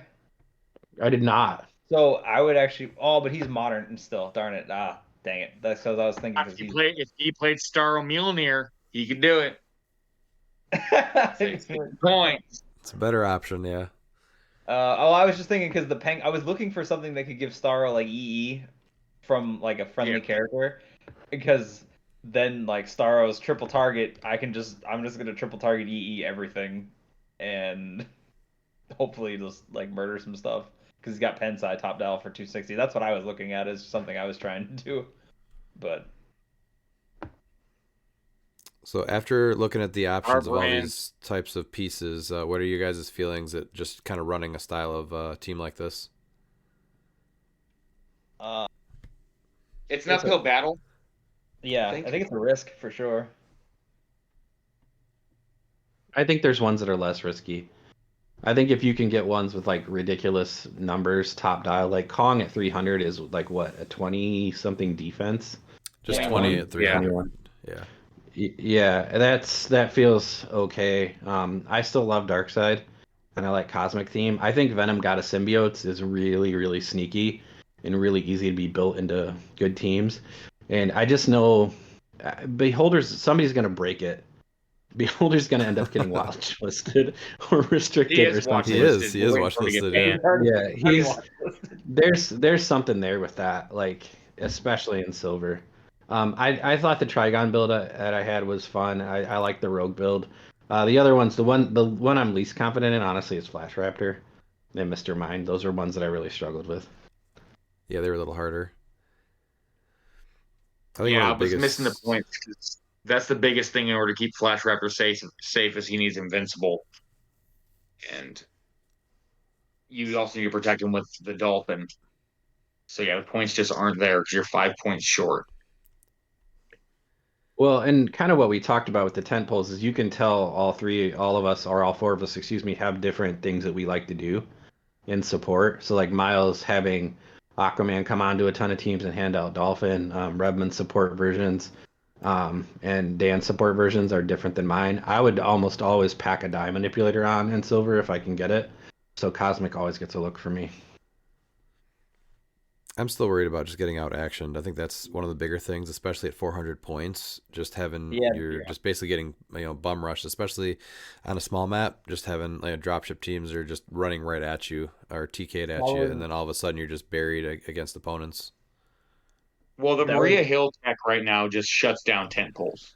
Yeah. So yeah, that's a big thing. That's really hard. If you're playing more than 2 figures, you're kind of screwed because all it takes is for someone to mind control your tent pole to kill 1 figure. And then Maria Hill says that figure can't attack anyone. And you're usually just 1 tent pole with mainly just support pieces. So there's no way of really trying to get Maria Hill dead if you can't even make attacks. Like even Darkseid, who I think is actually one of the better tent poles in silver, like he gets manhandled from that build because like, without the right support, the secondary attackers, the points just aren't there. I mean, he does have a high defense for sure, but yeah, all it takes is for them to hit him once, he kills something and say, you can't make attacks. I think most of the theme with most of the Tentpoles is either you're trying to stack their defense to where you want to attack them, and I know you can. Like obviously, there's tons of perplexes and other ways to get attacks up. But I think you're depending on that, or you're depending really, really heavy on rollouts. So, or Loki with stealth. But there's tons of ways to see through stealth. And yeah, there's only a few characters that actually because with that tech you have Mern. So then what is it? Darkseid, Doomsday, Venom, Beholder, Kong, Trigon, or maybe is Trigon? I can't remember if he is. He's monster. No, he's not. I think he's only mystical ruler deity. Yeah. I think. Oh yeah. So never mind. Yeah, he does not have Mern keywords. He'll be okay, but he doesn't have stealth, so you'll see him. Let's see. Wolverine has Cosmic. I'm pretty sure, right? That one has. Flash Raptor's got Animal. Mr. Mind's got Animal. Rogue is okay, and then Starro is obviously Starro, so they'll see it. Like So most of these characters all share keywords with Mern. So on the Starro team, you can't really hide, which is rough. I think coming out of states, there's going to be a change to Mern. I think Mern's going to be really, really prevalent. And you're crazy if you don't play him. I mean, he's great. I think you're also crazy if you don't play Dr. Drip with the amount of die manipulation in silver. I think Butterfly is going to be the biggest thing in silver because it gives you access to Dr. Drip and a ton of other things that you just want in your like utility box. Like Cosmo is always sitting there for you, and That's there's times where one Cosmo thing I think is Cosmo just changes games. Like Cosmo dictates the first couple of turns for people. Yeah. So here's your Colossus. Well, now you can't charge. Oh, now I'm attacking your Colossus. Now you don't have Impervious. So exactly. Good luck. Yeah. So out of the tentpoles that we did look at here, what would you guys rate the top 3 that actually have a chance in this format? In silver, your top 3 in no order is going to be Dark Side, Venom God of Symbiotes, and Starro Mjolnir. That one does not count. It's not a tentpole. It is. It's not. Pick something else. Play the game. No, it's okay. I'll play something. Okay, I think Flash Raptor. Okay. Yeah, I think it'd be that your third. Dan, do you have something? Yeah, so I'm gonna go Loki, Kong, and probably Darkseid as my top 3, just because of durability and or ability to evade like the things that are like very prevalent right now. Like Kong and Darkseid, I think are probably the most durable out of all of the tentpoles up here. Like Kong being 200 points, he's going to reduce all pen damage. Yeah, he can be Mern, but he's going to probably act twice every turn. If you put good support around him, I mean, he's just going to murder things. So that's why. And I mean, Darkseid is still Darkseid. So it's, I don't know. Yeah, those are definitely top contenders. Pete, what about you? Top 3? I would go Kong for sure, for the reason that Dan just mentioned. I think he's unbelievably good at 300. I would say, personally, I really like Darkseid because also the other thing too in Silver is there's a lot of similar name pieces. So you kill one, now they're all gone. So I like that. And he's not for nothing. Going through him twice is really, really, really difficult. So I like him a lot. And then I would actually say the Wolverine, the Phoenix Wolverine. And I hate leaving Loki off because I think Loki is really, really good. But I like the Wolverine. That's more my play style. I'm there to attack you and roll dice. So I would say he's got a lot. And he's 275, so you still get extra points. 225 extra points, or 25 extra points to build with. So right. Yeah, Kong for sure, Venom God of Symbiotes, and then I'm actually having a hard time going between Rogue, Wolverine, and Loki, but just like what you said, I think I'm leaning more towards Wolverine just to kind of get to just attack. Just having that huge threat in your face, being able to do all that damage is pretty big. He's got the poison and the flurry if you do try to base him, otherwise you got the hypersonic, so yeah, I think I'll go with him as number 3. So that is it for the tentpole part. We do also have some listener questions. Your ass better call somebody! First, we have Wes Robertson. I think Silver Age should be broken down into a rotation of legal sets and elements. Myself and others are intimidated by the daunting and endlessly growing pool of figures. If each year they rotated silver sets to do like 6 sets, it would be much more manageable. What are your thoughts? So I think this one is honestly just a hard disagree for me. Aaron, when he was on last week, he called it a legacy format last episode. And I think that's great, just leaving it at that. Part of the reason it does feel that way, though, is because Silver in its current state is still pretty new. So outside of the Rock Cup, there really hasn't been many big official events or coverage of it. So people don't really know where to start. Really just head in. You know, the ever-growing pool of figures are the pieces that just left Modern. So you already know them. And just point cost wise, they're probably your top choices to start building with anyway. But just grab a piece and, it isn't stupid time dilation Spidey and just start building with something. What do you guys think about where it's at as far as rotating out versus legacy? I want to know why you were No, you against need to time be dilation Spidey. Oh, Wes knows why. Oh, I was So gonna say, Wes, not only that though, Wes but, I mean, messages no me. one's ever made him work. Wes messages me pretty frequently, and this was one piece that he said that he was trying to build with, and I told him I hate the piece so much that I won't even help him build with it because I hate it. I mean, after like my Right. showing with him in January, I understand why, because I'm pretty sure anybody that wins December is probably going to ban him next year. And I think Dan, you saw that was probably one of the biggest pieces that have gotten ganged up on in our monthly games. There's been some team ups to get rid of some pieces, and I think that was a top pick that really finally was able to get pinned down to taken out. If he doesn't catch the ban, he will catch the bounty. I guarantee it, Dan. Oh, yeah, that's a good point. Well, it was funny to watch everybody until Balls of Fury could finally see me, and he goes, "Hey, you can't do that." So otherwise, I was untouchable. So Pretty much for that, yeah. So back to the question though, legacy versus rotating sets. What do you guys think on that? Oh, go ahead. I really enjoy that it's a legacy format. Like, I mean, it's still it's not everything, right? It's still golden age. It's not golden age, so you're still only starting from like a certain period in time, which is superior foes all the way up. And I think with silver, it's you're never gonna have an answer to everything on your team. Silver is more about getting good with the team and like knowing how to play it like the back of your hand, and then basically just being able to adapt to whatever you're sitting across from, because you're never going to have an answer for anything. And I think that's kind of the thing with silver is like you're not designed, it's not as condensed as modern, so you're not able to fit like answers to things on your team and like slowly tweak your team over time. Like you still can do that, but I don't think you're going to be able to like have your like silver bullet for like everything as you do in modern, where you're like, oh, I can fit this on here because this will take care of this problem and this and so on and so forth. I think silver comes more to like knowing your team really well, being able to play it really well, and then you're just kind of adapting on the fly as to like what you're dealing with. Yeah, that was a good sum.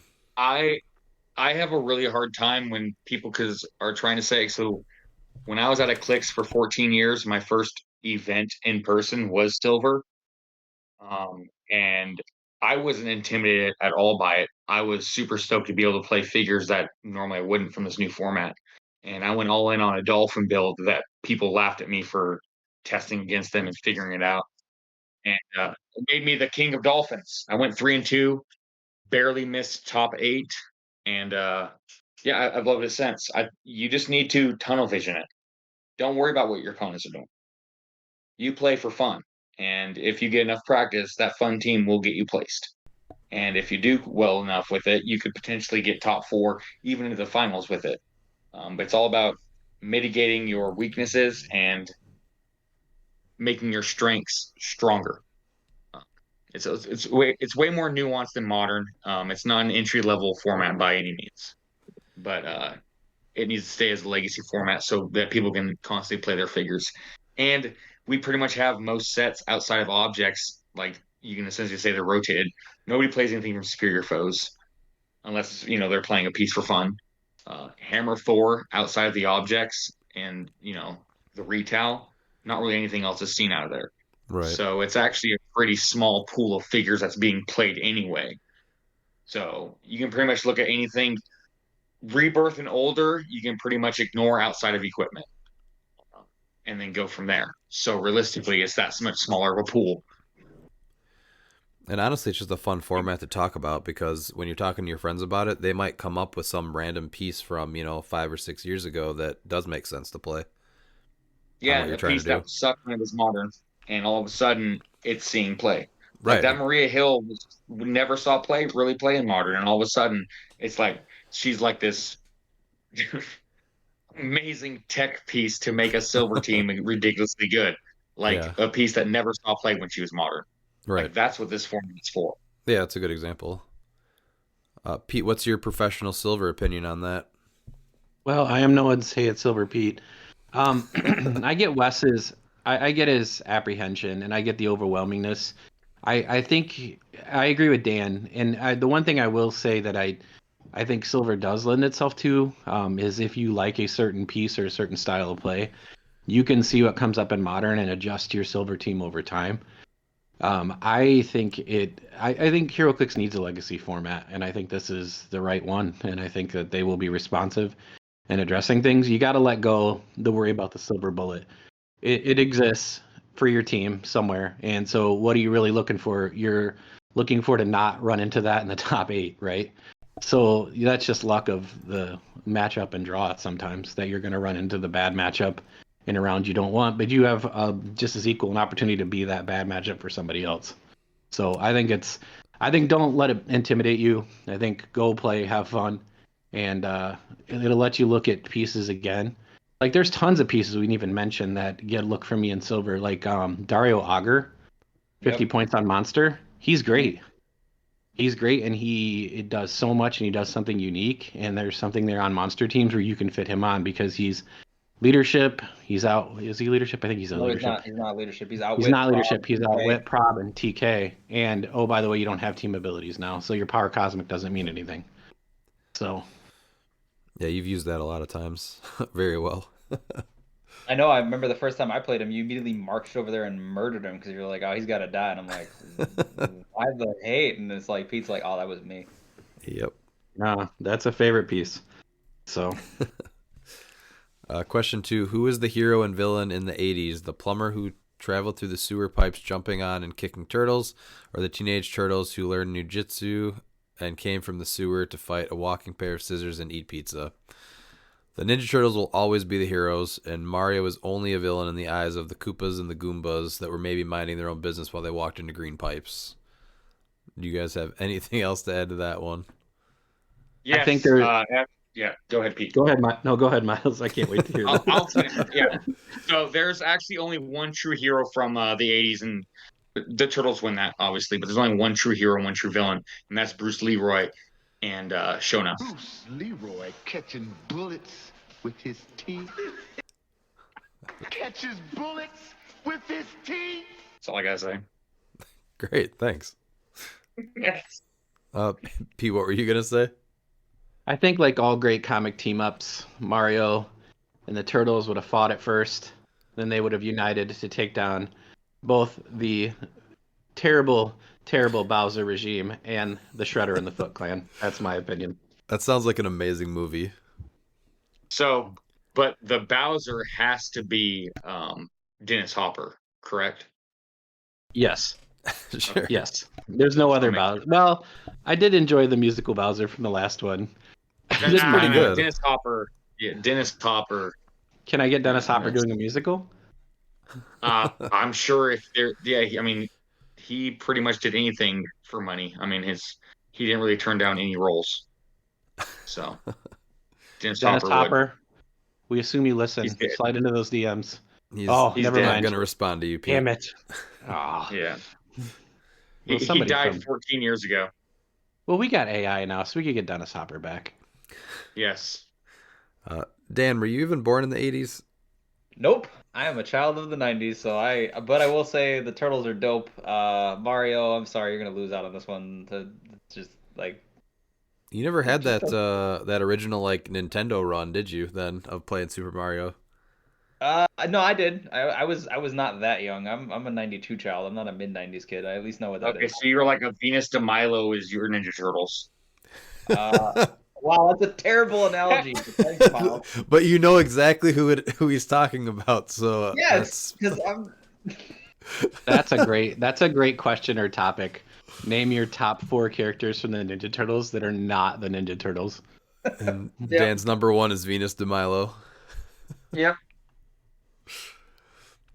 All right. Going to McConnell Lamar's question: should Black Panther be legal for states? So as long as Black Panther doesn't see any delays, it's supposed to release on October 30th, which means it's legal for tournaments on November 6th. So even the very first events that Saturday for states should allow it. So it's going to be legal for the Red, White, and Clix event. I know that. So it really, unless they make probably should have asked Aaron that too when he was on. But I would say it really should be legal. They have not said otherwise yet. and it should be out the 30th, so it should run its normal time. I know people are going to hate me for saying this, but if it's not out in time for the first events, for it to be legal in the first events, I don't think it should be legal for all the events. Yeah, I it's think a that terrible silver take. should. Nope, terrible take. Yeah. Just saying. I think that it should just not be legal for the entire states. That way you actually have consistent data to run your state's teams and all that stuff with. I'd rather freshen it up even in the middle, if because we're playing in a couple of them. So if something's legal and something and or whatever. Wait for cliX open. Yeah. No. Yeah. And then I'm Wakanda forever. have you seen Or anything in never. Black Panther that might shake up Silver? What did you guys think so far? Legacy to Chirla. Yep. Welcome to Silver. That's one. Yes. Yeah, so far I think I'm that's just really gonna- the main one, right? Well, I'm just I'm gonna calling Black Panther. Yeah, that's true. I also say Ares, just like his sideline element is so stupid. It's so good. Just throw him on there and just watch the dice hit the table for your blades rolls. I think this set kind of feels more like it strengthens your current modern builds. I do like the point values a lot more in this set though, but I think it's gonna see a lot more modern play immediately. But for Silver, I'm not really seeing too much besides sideline active pieces though, right? I mean, there's a couple. I mean, for Silver, like Silver's a tough one because it's just like I'd need to have like a team that I'd want to build around in Silver, right? I think. Yeah, I don't see anything like jumping out where I'm like that needs to be my 200 points of modern, you know. Oh yeah. Besides I mean, Legacy Black Panther that just came out. I think Hadari Yao there's something there. Yeah, she's disgusting at 100 points. See, but I feel like that's a better. I guess yeah, she's got some stuff you can add to her in Silver, so that might be a good example right there. Some of the rings or something like that. Lots of good TK options, so that's probably one of the top ones. I do like the Venom Killmonger. What's his name? Indjaka. Yes. He's great for 125 because there's so much equipment in Silver, so it's easy to just throw. I mean, you literally can just give him the symbiote for free. Blades steel energy or stealth steel energy, and that's a free equip. Miles. That's probably my pick right there. Yeah. Miles, you taking bets? Taking bets for wait. What do you want? What Alpha bets you want? Alpha Flight and Silver. It's not enough. I don't know what the hell this is. Every other set we're getting one Alpha Flight member. What's up with this? Okay. We need a puck. Ridiculous. Yeah, we need a puck. We have not had a puck too long, and you know what? And they're gonna give me Puck's daughter, and I'm gonna riot. Does Puck actually have a daughter? Yes, it's an Alpha Flight Volume 3. It's a 12-issue miniseries. Okay. With Major Maple Leaf. No, I want Puck and then correct. North Star and Aurora and Shaman, I think, are the big ones, and then Vindicator. I want Box. We have yet to have a Roger box, and that's very disappointing. What we need? Does he turn into? Representation. He's a big robot. Okay. So Madison... he's a quadriplegic that is able to remotely control a robot, and then eventually he's able to get he teams up with Madison Jeffries, who makes him this techno-organic robot that he phases into. But I want to get I want the Roger box as a paraplegic pog that can control the robot. Or Alpha Flight in comics was like great, and then they basically became the super team that they introduced every villain to where it just murdered Alpha Flight over and over. They're like, oh, look at this new villain. Oh, Alpha Flight's dead. That was Bill Mantlo. Bill Mantlo decided, like, you know what? Sorry, Byrne, for all this greatness that you created. You know those hints of Puck being a midget? No, he's not a midget. He's really a 6'6" dude with a demon stuck in his stomach. Get out of here. Okay. Rent for another time.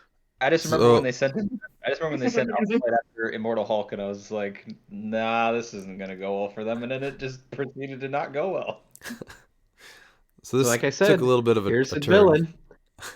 Now Alpha Flight's dead again.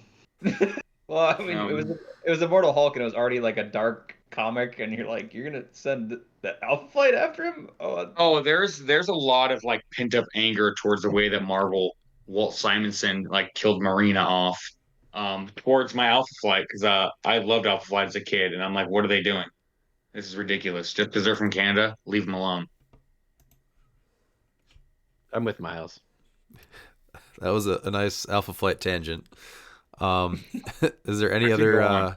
Oh, you know what else was pretty cool was that the White Tiger Prime actually looks pretty cool too, just an attacker. For 40 points, I really like her.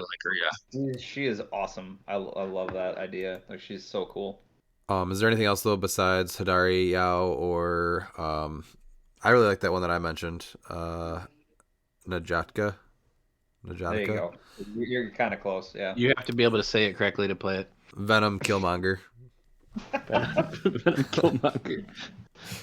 The uncommon Black Panther bringing in Scott Porters, I think, is going to be seeing some play on Ruler. Yeah, that better not be a thing. It's going to be a thing. It's going to be a thing because all you need to do is if a friendly character's been KO'd, so you can have a butterfly pog. Oh, it's dead. Oh, I'm gonna. Yeah, and like if you're dealing with something like T'Challa to where you can't even like bring in Beetlejuice. That's why you run the lava terrain, and you just put your butterflies into the lava. So the next turn, you just power action bring out Scott Porter. I understand how it works. Don't be that person that builds with it's that. Gonna happen. Don't be that person. You know what's gonna happen. It's the same thing as the master mold, so it's gonna happen. Yeah. I totally wasn't building with that. I was building with that. All right. Njaka Daka. I just like let's just call him Jaga. Venom Killmonger. Yeah. I actually really like the Prime Black Panther. To be fair, anything that can save a character, like he's pretty close to Wonder Woman. He's not quite Death Metal, but pretty close. And there's actually he's pretty good.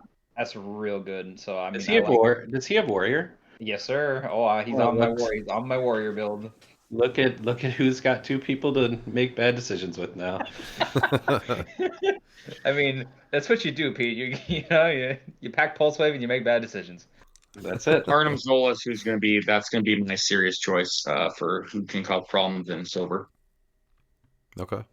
Do you have anything you want to share? That is fair because he gives Mern literally all. Yeah, he gives Mern 4 more keywords. So now ruler, scientist, robot, and Hydra. I mean, not really, but robot, ruler, and scientist are now added keywords for Mern.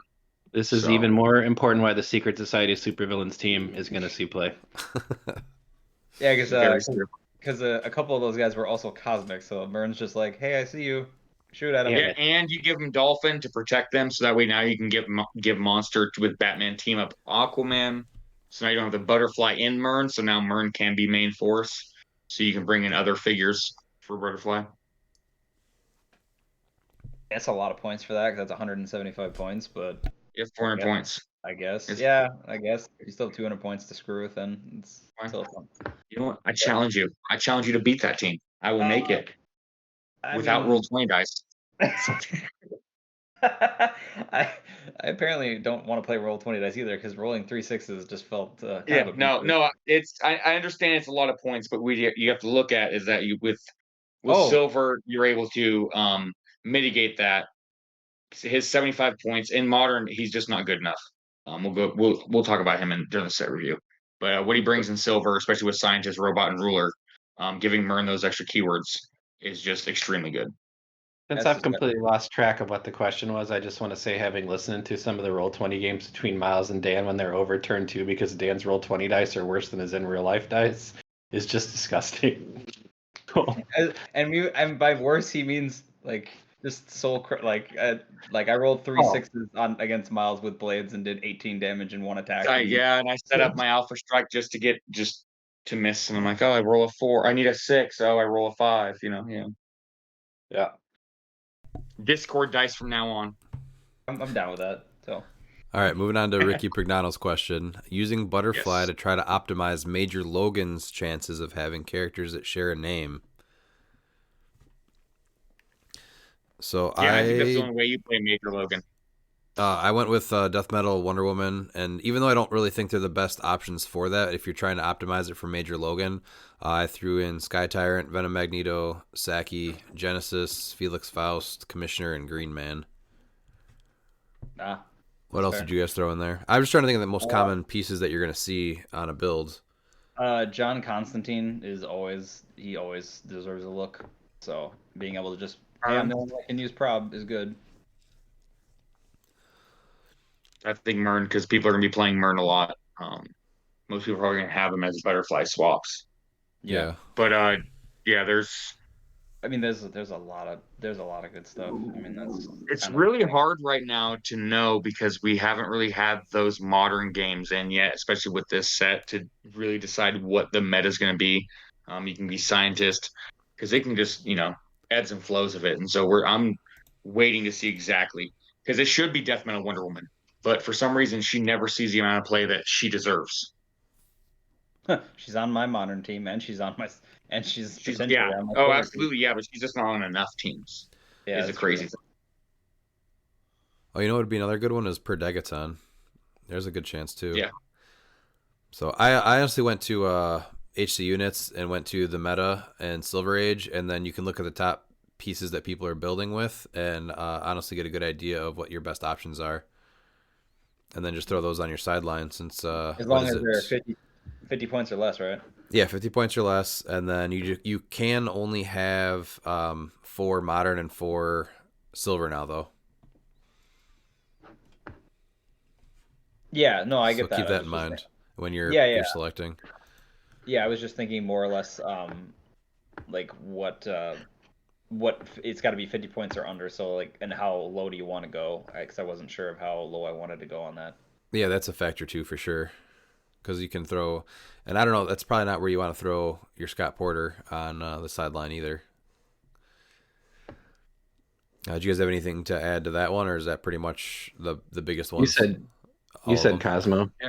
I did not actually. That's a good one. Oh yeah, Cosmo's good too. Yep. Yeah, I think that's an automatic butterfly swap. Other than that, I think you hit most of them. What about just ones that you would put on your sideline for just like a team if you were building with butterfly? Just put on the side. What do you mean?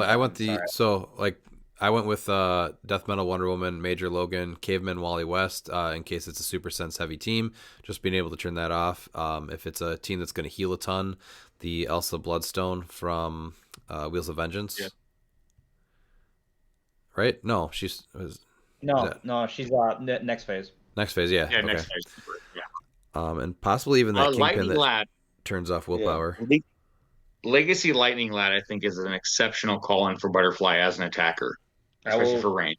I will back him up on that because seeing that in action, it's a lot scarier than you think it is. You're like, oh, he has full map reach by himself, hitting 12 for 4, penetrating, and then he gets free energy explosion for penetrating energy explosion. So his damage output is ridiculous. He doesn't share any keywords with Mern because he has crap keywords, but he works excellent with Mern. He doesn't actually have Cosmic? No, he has Future and Legion of Superheroes. The only Legion of Superheroes with Cosmic is Cosmic Boy. Makes sense. Matter Eater Lad. He's in the right play. He's great.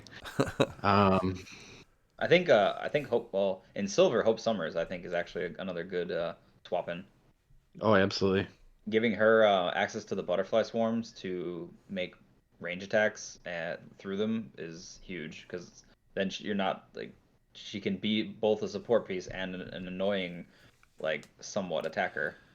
Yeah, that's definitely a factor to look into. I'm totally not on eBay right now buying a Lightning Lad Legacy card, so carry on, boys. I feel like Orb always needs to get a look because he's technically standard, so he can't. Right? He can be swapped in for Butterfly, right? It's a standard, not single base, right? Yeah, and Dr. Drip, I think, especially in Silver, you play him because of all the die replacements. Yep, like that is completely nerfed. I mean, I know it's a success or fail; it's a 50% chance, but like you're gonna have those all in with the Spiderlings, the Prime Q, Trelane, who didn't Mr. come up one time. Trelane is great in silver. He's board wide versus like Prime Q has to have range I mean, and line of Q fire. but Q has 8 range, so he's a 17 square radius as long as he can see you. That's pretty solid.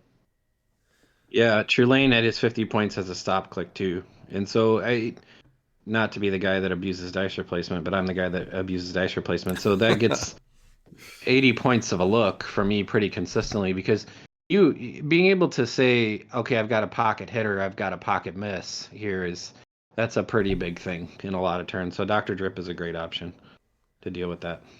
Yeah, especially in silver. All right, on to Peter Marshfield. Thoughts on bringing a competitive team when you're judging so the buy has someone to play if they want?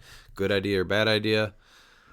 I think if you're up for pulling a team and bringing it, it's a nice thing for the judge to do. But if I ever get a buy, I want to save my mental energy, so I would not take them up on that. What do you guys think? I know that people have done that in the past. It depends. I plan on doing it It because I'm depends judging. it depends on the event, right? Like if it's a big time event, like if we're talking like states or like the event we hosted or something like that, like I wouldn't have been able to sit there and like play a game, just like going around making sure everything's running smoothly and having rules questions, anything like that come up. I don't think I would have had the time for it. Yeah, that's where I'm at too. Is that I wouldn't be against bringing it, but I guess for me it's more of the type of event that you're hosting as judge, right? And how many So, judges? yeah, exactly. How many judges you have? Like if you've only got the one, then you're not trying to spread yourself that thin. So I think it's cool. I mean, I think you give the player the option. Like, I don't think you penalize them for playing the game, but I think giving a person another chance to play a game, like when they've paid and they've came and they ended up with a buy, either give them the option to play or not play. And if they want to, I think it's really a cool thing that you're offering, Peter. So I don't have a problem with it. yeah, Yeah, no, I mean that's nice. yeah. Yeah, the only issue is like what Dan was saying, where it can't take away from the people that are playing the actual games. So you have to be ready to just like drop what you're doing to go answer a question right away. Even if like you're mid roll, you have to stop and do that, And so Yeah, then you're looking at how many people, how many judges, things like that. But, overall, like I said, if you're going to pull the team and bring it, that's a nice thing to do for that Yeah. person with the buy. Yeah, like for smaller or whatever events, or if you can like make it work, I would definitely bring like a team I wanted to play and play it out. So if they wanted to on the buy. I would be like Redmond, though. I would take the mental break. But I think it's cool to offer it to someone because people aren't going to always want the downtime. So. On the food train note, it's getting damn cold out here. What are some of your chili recipes? I feel like after Drunkle Aaron posted his photo, I'm keen to get some of your ideas. Also, what carb does chili go on top of, if any? Are you a cornbread man, rice boy, or maybe you're from Ohio and it's got to be spaghetti? Yes, I know we're freaking weird.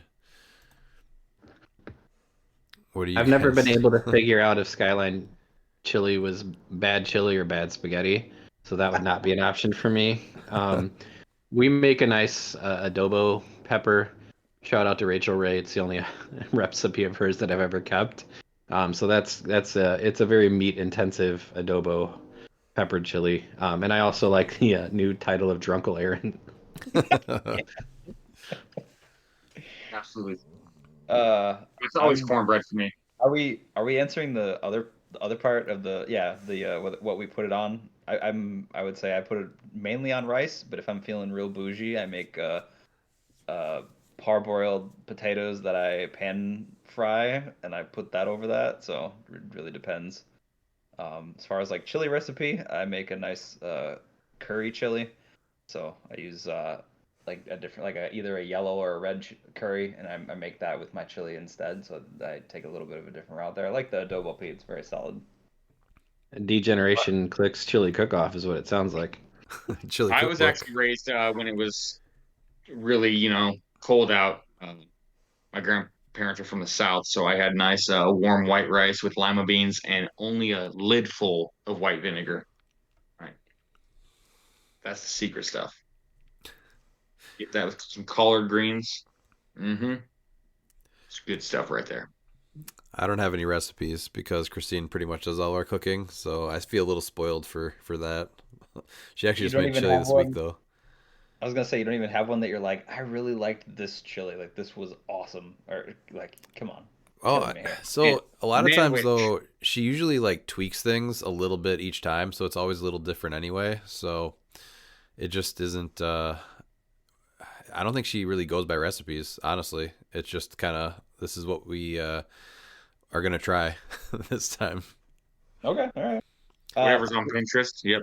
Pete, wait, quick question. Do you use cocoa in your chili for the one with adobo? You use a little bit. Ah, yes, there we go. That's fantastic because I remember I've had that before and it's amazing. Yeah, it's not my recipe. I totally stole it off the internet, but it's survived many iterations, and we've kind of perfected it. So I'm lucky too. Amber, that's my wife, Mrs. Pete. She's a fantastic cook, and she also does not believe in recipes, so we never eat the same thing quite twice. Exactly. Yeah. Yeah. I can't tell you how many like batches of cookies, and she asked if it's a keeper, and I said yes, and we never have that one again. You're like, wait, where'd it go? But these Never are just again. as good. My son, exactly. my Yeah, son they're has, still good. now has started to sit down to things that Amber's cooked and been like, "So you wrote that one down, right, Mom?" And she's like, "No." So yeah, that goes the same way in our house. So Yep. As far as carb, I would say yeah, cornbread also. I did skip one here. Worcestershire sauce jerky gonna get made this weekend. Hopefully they last until we can meet up. Unlikely because I'll probably eat it all, but hey, we'll try. If all goes well, maybe I'll keep going for more. Appreciate the recipe ideas. So hopefully we'll see you at the Red, White, and Clix event next month. Let us know if you're making it. A couple of us are heading down there. I think just actually me and Dan now, right? Not Looper? Well, he hasn't met him though, so Oh, I that's think true. I think Looper's coming, and I know Dalton was talking about it. I'm taking Oliver down there, so there's gonna be a handful of us going for sure. Pete, you said you're not able to make it. no, I can't swing it, unfortunately. All right, I'm gonna But ask you again next week. that's fine. Tomorrow, I'm guessing by the rate the texts normally come. Um, but have a good time, and yeah. So we send some jerky back. I'm just saying, Peter, we accept free handouts here on the podcast. That We're the we best do. value in free Hero Clids podcast. So, yeah. Right. Instead of Patreons, we just want handouts. Yes. We're gonna be Yes. direct. We're gonna be direct about it. We don't beat around the bush. No. Not even I have with a two 400. fingers. I have a 450-pound man fighting to get out of my body, so food is always welcome. So, I'm that 450-pound man, by the way. oh, Yeah. His last question is fun competitive team I'm thinking of taking with me to West Virginia State's in the comments. Did you guys take a look at this one? It is a WWE theme, by the way, boys. So it's Yes. So I like this a lot. Definitely picked some of the better characters from it. The Stone Cold that just keeps giving stunners with the motorcycle. That's a great addition. Eddie Guerrero with the Power Gem, also awesome. Asuka was definitely one of the better ones. So I think this is pretty fun actually. nobody's ready for Asuka. That's all I know. Like, She'll still shut down pieces. yeah. I told him that he needs to figure out a way to get the release day. Because yeah, he showed me his team. The release day Madison to put a token on, so then you can just start your Stone Cold Stunners all day.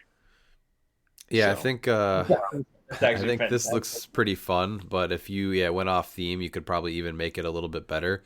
I don't think this is going to come in first place, but I would definitely be cheering for it every match that I Well, saw shouldn't they playing. theme? Because I believe they're all celebrity, so she themes with them. Oh, except for Eddie Guerrero. Eddie's not. Well, Finn Balor's not either. A lot of them aren't. So I would say a couple of these you can probably X out.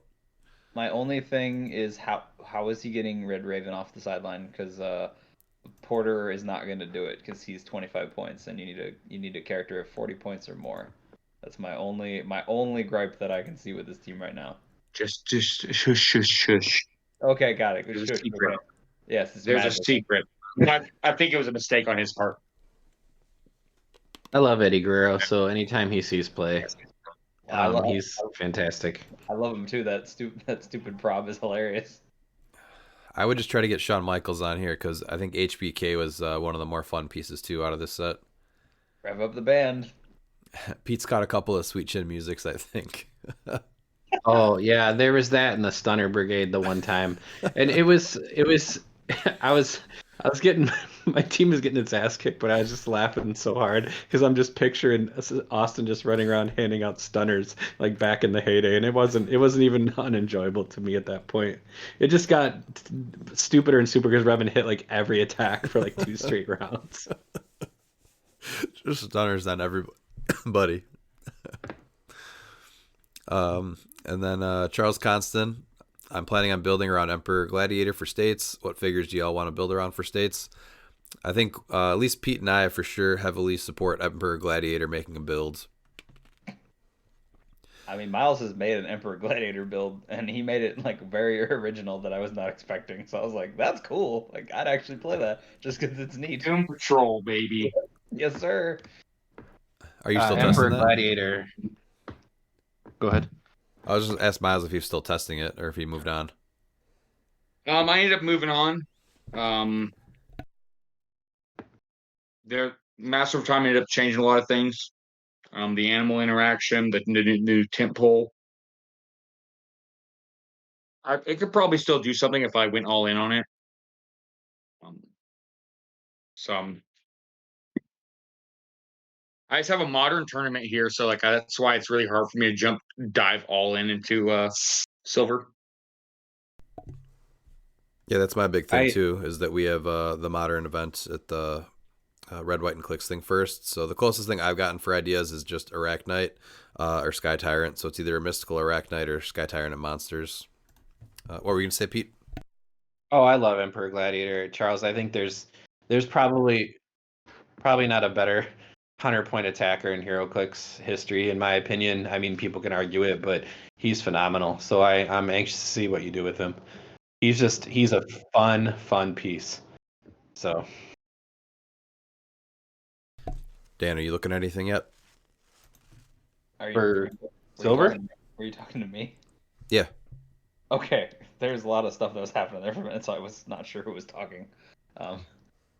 I really like Genesis. I mean, I'm thinking about playing her at 145, but that she's like the first thing I gravitated towards because I actually didn't play her in Modern that much. So I think she's got a better chance in Silver, especially a high dial like that, or not 300, but the 140, basically 150. I think could be a lot of fun. So. Well, the keywords that she brings together is awesome, so I could definitely see that. Yeah, and I cheated her onto something else entirely, which I thought was hilarious. But it kind of works, but I still have to test it out more thoroughly. That's where you're sitting right now, though, with? Yeah. Okay. William D. Rocher, is Butterfly still going to be omnipresent in both Silver and Modern after Black Panther on the Throne Legacy comes out, or will this push him to the side? I think that was just revealed today, right? Yeah. So I don't even know how much it's good. The big thing is that people need to be afraid of it, I think. But it definitely could start limiting Butterfly, because why would you not play this piece with all of the stuff coming out here on the sideline out of the set itself? Because he's 30 points leadership to start out right there. So even unthemed, but he's got Ruler, which is really good. He's also better than leadership because if you have a vibranium generator where you can generate like vibranium on your sideline, he can just take tokens off of people anywhere via free action. So you have him and another like cheap like Shuri, the uncommon that just generates vibranium on the sideline. He's just taking tokens off of anybody anywhere on the map. Yeah, and it doesn't matter if they're like, it doesn't matter their point cost, their keywords. It's just you remove a token. So yeah. So you're gonna get your 4 actions.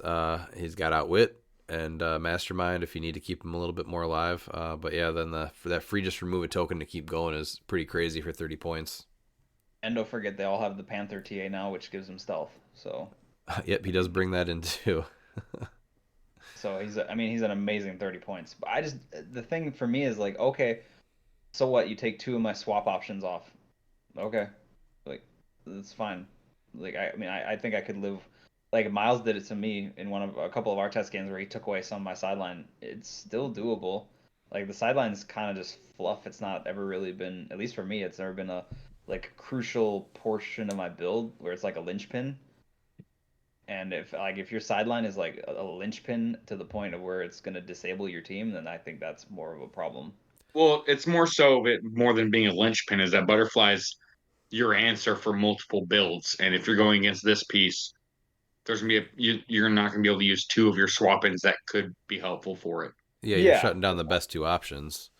Yeah, I just think that's rock paper scissors, right? Like then unfortunately, like Panther is a bad matchup for you, just like say Despero is a bad matchup for Butterfly because Despero does not the same, but he takes off one of your sideline options. So. But what about something like Also not Cathan and Amit on Kong, just turning off Amit, so now there's no steal energy, and now he's just taking an action or a click of damage. Unavoidable? Yeah, instead, Oh, yeah. and there's no Blackstrip Porter to undo that now too.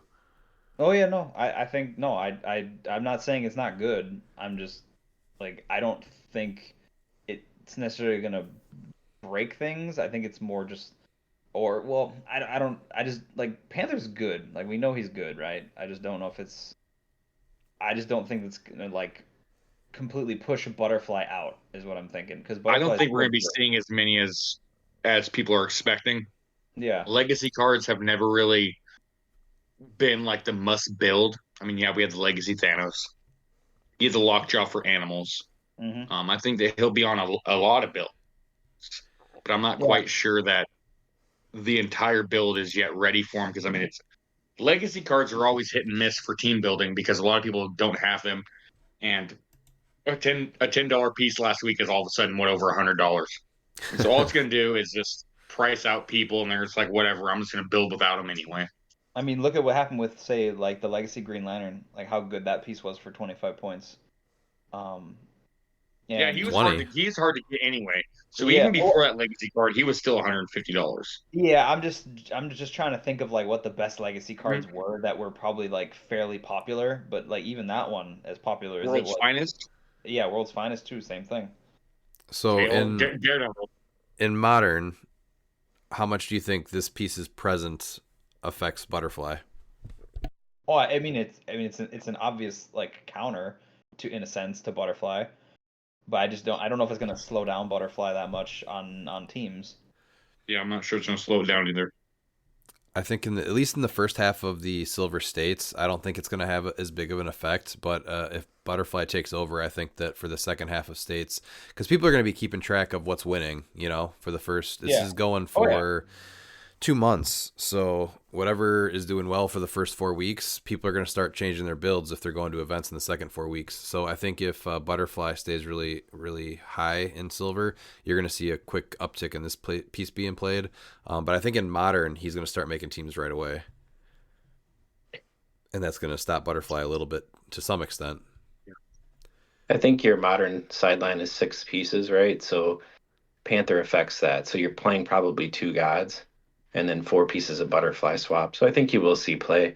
I don't think he shuts down Butterfly swap though. So it actually brings up an interesting kind of strategy where you load your sideline with pieces that you don't even want to be involved with and see what people choose. So yeah. Well, like there's certain pieces that are like, do you just decide to start playing multiples of them? Like for instance, you have 3 Elsas and three Mern. I mean, they're not unique, so it's like, okay, yeah, take away 2 of them. Yeah, that's a good point actually. Just putting two of them on the sidelines not a bad idea then. I think you actually probably see that over anything between Despero and this piece. At least for things that are not unique, yeah, I could see that. All right, Mark Bird. Firstly, as someone who has spent nearly 40 years consuming this stuff with English parents, let me help you guys pronounce Worcestershire sauce. Worcestershire. This is actually more confusing to me. He broke it down phonetically. Yes. Or Worcestershire. Though happily accept wash your sister sauce too. That's the only answer is wash your sister sauce. I'd rather spend 20 minutes trying to find it than have to say it and ask someone where it is. So that's why I'm like, yeah, can you do that wash your sister sauce? And they know exactly what you're talking about. I don't think that's true. Try it at the grocery store. Just ask them, hey, do you know where I can find the wash your sister sauce? Guaranteed, 100%. They'll give you this. every time. I will not be doing Hang on that, the but story, that's a good Depending on possibility. the story, right? All right, Silver Age question. How can I break my addiction to Power Gem and Silver? It's just insane value for 10 points on any primary hitter, essentially circumventing any reducer. So I think you should lean into it. Just put it on every build and don't have any shame in playing it. Yep. Surprised it didn't. I agree with her. Surprised it didn't make the watch list, but you know. Yeah, 10 Well, points. if that makes the watch list, then it's like, okay, then Thanos would be iffy. Because you can't have this like on the bench list and still have chase Thanos. That's true, Yeah, actually. That affects that. That's fair. I'll give you that. It's fine. Leave it alone. I agree. Leave it alone. Lean into it.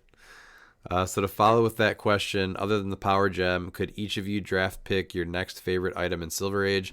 No picking the same as any other, and why that piece is a go-to. I'm going to go with Spin Ring. Ooh, I thought you were gonna pick my boy. I'd say Soul Gem.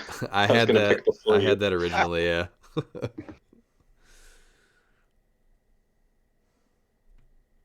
Dan or Miles? What do you got, Dan? Oh, I gotta go. Oh, all right. Well, Yeah. Well, I got my last one. I'm pretty sure no one's gonna have it, but yeah. man. Yeah, I'm just gonna go with the Carnage symbiote. I'm just gonna lean in. I'm gonna go. As some people have said, just lean in. I'm just gonna lean in. It's fine. Part of me wants to say Frogglenier because it's fun, but that's not. Let's talk about the serious future of Silver. You're talking about that how that Power Gem is a problem, and you want something that can circumvent that problem. I introduced 4 points called the Mini Slayer. Okay, you hit someone with the Power Gem. Guess what? They drop the Power Gem. Now they got the Mini Slayer -2 to their speed. It's only 4 points. And they can't unequip it, right, or something like that. Yep, they can't, and they can't take actions to they can't be given actions to equip and modify speed -2. Yep. So I'll say that that's an item that you can use. Is that your next favorite item in Silver Age, though? I've said besides Frogglenier, but I'm going with Mini Slayer. I'm fantasy drafting here, and since I can't get the Power Gem, since I'm real bitter about someone taking the Power Gem, Mork, I'm going with the Mini Slayer because I'm gonna get that Power Gem. And Okay. So thanks, draft. All right. see, no one's gonna take my pick, so I don't have to really worry about that in fantasy draft. It's like, cool. See, there's a secret in drafting. You either draft the best first, or you draft one of the worst first, or at least what people think is the worst, because then you're the wild card during the draft. That's why I'm in the finals of fantasy football every year.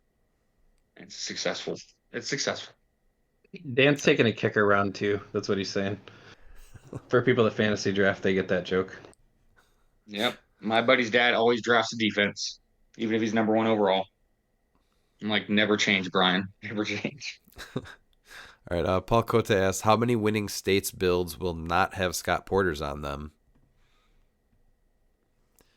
I just went with a percentage, and I still think that it's going to be one of those are probably going to be the most commonly played pieces off the restricted list. So I would say maybe 30% won't have a Porter. 6 to 9 states winners won't have a Porter. Okay. So is it actually played in all 50 states? It might be a little shy of that. I think last year maybe there was like 3 or 4 that didn't have it, but there's also provincials, so you have to think about that too. It's going to be in other countries. Yeah. I kind of agree with Miles. I'd say it'd be like 10%, 10 to 15% won't have it. Dan? Yeah, I'd say that. Like, at least with the restricted list, it's a tough choice now. Like, you have like the pick your pill in each hand type of thing. So, they made it. I would say the was it the 5 options that are in the restricted list are all like very good. So, this might like really slow down like how many porters are on teams. I think it definitely will. The thing is that I guess it's also winning builds, right? But still, there's going to be people that want to play Necron for sure. People are going to see Maggot. They're going to want to start building with him right away. And obviously, Carnage Silver Surfer on the right team is crazy good still too. So even on the wrong team, he's still crazy good. So I guess I went a little higher than you guys, but I think that they're going to still be the most commonly played restricted piece for sure, even with the crazy other things that are on that list. How many winning states builds will have mission point characters? More than I'd probably like to have, but we'll see. I'm kind of there too. I really hope that this isn't. This is the one thing that I feel like could kind of take a turn with how the health of silver is. Hopefully, it kind of just works out. But I think that this is one of those things where mission points into victory points, people are going to kind of try to break it. And so I know there's people that are already working on that right now. So hopefully it does not turn into that. So I'm optimistically saying 15%. And it's not even. I guess What? my thing is that. Oh, go ahead, Dan. I get my thought is I hope this doesn't turn into a case where people broke it and then now we can't have it. So that's my thought is I hope it doesn't get that bad where they have to straight out ban because it was it banned before, right? Before they tweaked it. Oh, they just banned certain figures. That's what it was. But that's not. I guess I don't want it to go back to that. But if it's to the point where it's that abusive, that's. So this is where I'm probably going to be making a ton of enemies with what I'm about to say, and it's great. It's ripe for abuse, but the problem is in HeroClix we have better pilots than better team builders, and I honestly, the mission point teams, it's not just about any pilot. It's a very specific kind of play style. So I'm telling you, it's going to be less than 5 state winners is going to have mission points. I think mission points, while it's ripe for abuse, it's going to be hard to pull off for a lot of people because unfortunately, a lot of the people, it is probably going to be, by saying less than 5, that's probably going to be 3 people total. Potentially, they can win 2 each depending on which states they're in. So it all depends on the states matchups. But I don't think we're going to have more than 3 or 4 different people winning with the team. I think the team's really hard to pilot correctly. That's fair. I'm more or less just thinking if it gets really bad and it ends up being to the point where it already is for sure. Yeah, it's just sad that the moment it's shown, they go, okay, let's break it, and I don't like that attitude. Yeah, break it again. You mean? Yeah. Well, it never won. It got into the finals, but it never actually won states. No, I just mean like there was the Hella cannonball trick, and then there was the what was it, the Riddler trick with all the other stuff over there, a little bit for mission points. There's been like a couple times where they're like, oh, well, there's the like 2-turn win, or you just get to 20 mission points and it's over. Yeah, there was the healing win, but yeah, those made the finals. Yeah, but they never won, and so yeah. That's what I'm thinking. Is that I think that I think they're going to be. I'm not saying there's only going to be 5 teams played. I think there's going to be an abundant amount. Yeah. I just think there's going to be 3 to 5 that win it, because I think piloting those are going to be extremely hard, especially when you have to do it 8 games in a row. I think at least 8 games. Yeah. Helping by taking the stop sign away was a good call too, though, because people can't just sit back and barrier up as they just score 10 points real quick or something like that. Yeah, I think that was the thing that Miles and I were talking, was removing the barrel and the stop sign changes the trajectory on things quite a bit. Because you're like, oh, like barrier's still good, but there's tons of ways to get rid of it. Right. So being able to barrier and just not be as protected because you have the stop sign that shuts off all the movement and stuff is pretty big. I mean, people might gravitate towards other things like King Jefferson, Proteuses, stuff like that, but I don't know, we'll have to see how it lands kind of too. Right. That's a piece I think that's going to see a huge comeback come states times is Proteus. The orange one, yeah. Yeah. They're both good. I mean, both of them maybe, but I just know that the one caught a nerf, so you couldn't like generate 30 squares of barrier and just not play the game. All right, and then Jono King, what do y'all think about this interesting John Cena team I've been wanting to play? His big thing is his "You Can't See Me" trait. Adding Protected Pulse Wave helps this, and Predegaton is on his TK and Leadership dial. Did you guys get a chance to look at this build? It was interesting. I guess the 3 copies of John Cena, I wasn't 4. sure if that. Sorry, 4. I I'm just not sold on it, but I I guess I can be convinced. But I think this would honestly just be a fun team to try at a local weekly thing. The problem is you're going to run into is that in silver, hitting with these pieces is not going to be easy, and so it'll be easy to take one or two out here or there pretty quick, I think. But I think it would be a fun team to play just in a weekly event. I think you're pissed if you see a dark side. yeah, 'cause as soon as he nukes one, they all die. Yeah, I think I don't know. I think it's cool. I think it's a cool idea. Yeah, So. same. It's Which and good for one? him for tracking down 4 John Cenas. That's what I was thinking too. Those guys are so hard to come by. Yeah. Because which one are You they 100% from? right. Which You year is he 100% right. from anyway? I don't even know where he's from. This one. He was So this is the John Cena that was immediately silver. He wasn't even released. He was released like right after silver was announced, and he was just announced into. He rotated before I think you could even get your hands on him. I'm just trying to figure out which year he was from because he's WizKids, but which year is he from? 2020. He came out at Worlds. He came out at Worlds and rotated that year. Yeah. No, so just listen. If this is what he wants to play, I'm fully in support of this type of nonsense. I think it's great. I think you're gonna win a game just because people are gonna sit there and try to figure out what the heck to do. Yeah. Versus this team. But good for you for tracking down 4 of these guys. Mm-hmm. So it's John Absolutely. Cena with the power gem, John Cena with dark hold, John Cena with the trick arrows, John Cena with Bucky's arm, and then a Perdegaton, and then a Lucas PJ and Scott Pog. And the requirement is you have to play his entrance music every time you move or take an action with him during the game. So just have it queued on your phone. That is a good call, actually. You play Badman. You don't play his theme. I'm fine with either.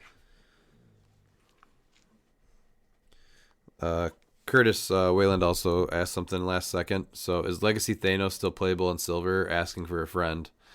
I hate this piece so much. Don't do it, Curtis. Asking for a friend, huh? Sure. Yeah, Curtis, go ahead. Yes, please do it. I would love to see that. Please. You can win with that. Let's do it. I'm just gonna say, yeah, he's still really good because I just saw him 2 months ago and he about wrecked my face. So, yeah, he's still good. It's still real good. He's an incredible piece. He's drawn a lot of hate. I bought one, and he took over the meta. And Rebin basically told me if I ever played it that he would make it his mission in life to destroy every team I ever had after that, which strangely is no different than normal. So I don't know why I never played it. But the California Raisin is still viable in silver. True story. True story. All right. Do you guys have any final thoughts? That'll wrap up the questions.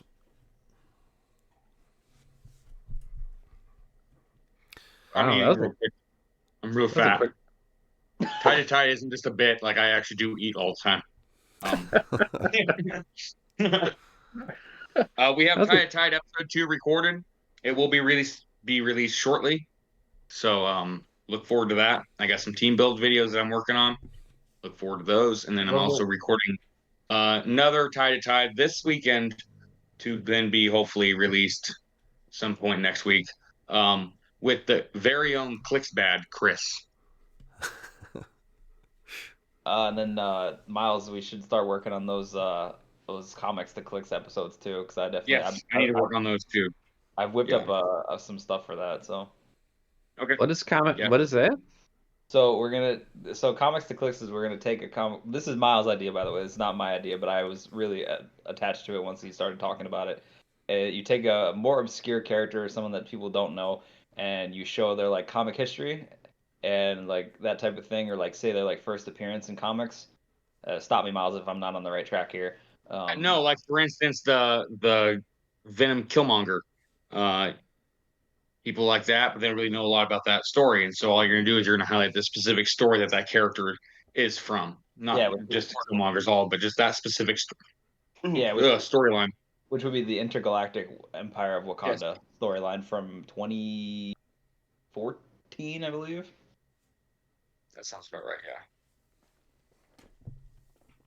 This is something I would definitely support. So let me know when you guys start this project.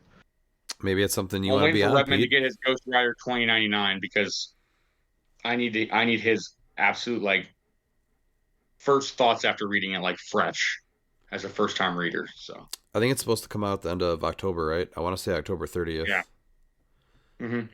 Okay. So I mean, that's the coolest thing about cliX is like they have, I mean, you have like one of the best mediums to pull from is comics, and I know that they've broken into other things, not like D&D, Hanna-Barbera, stuff like that, but like originally like it's Marvel, DC, and so like a lot of times characters get introduced and you'll have never seen them before in cliX, and then you go back and you're like, oh, well, this was where they came up from comics.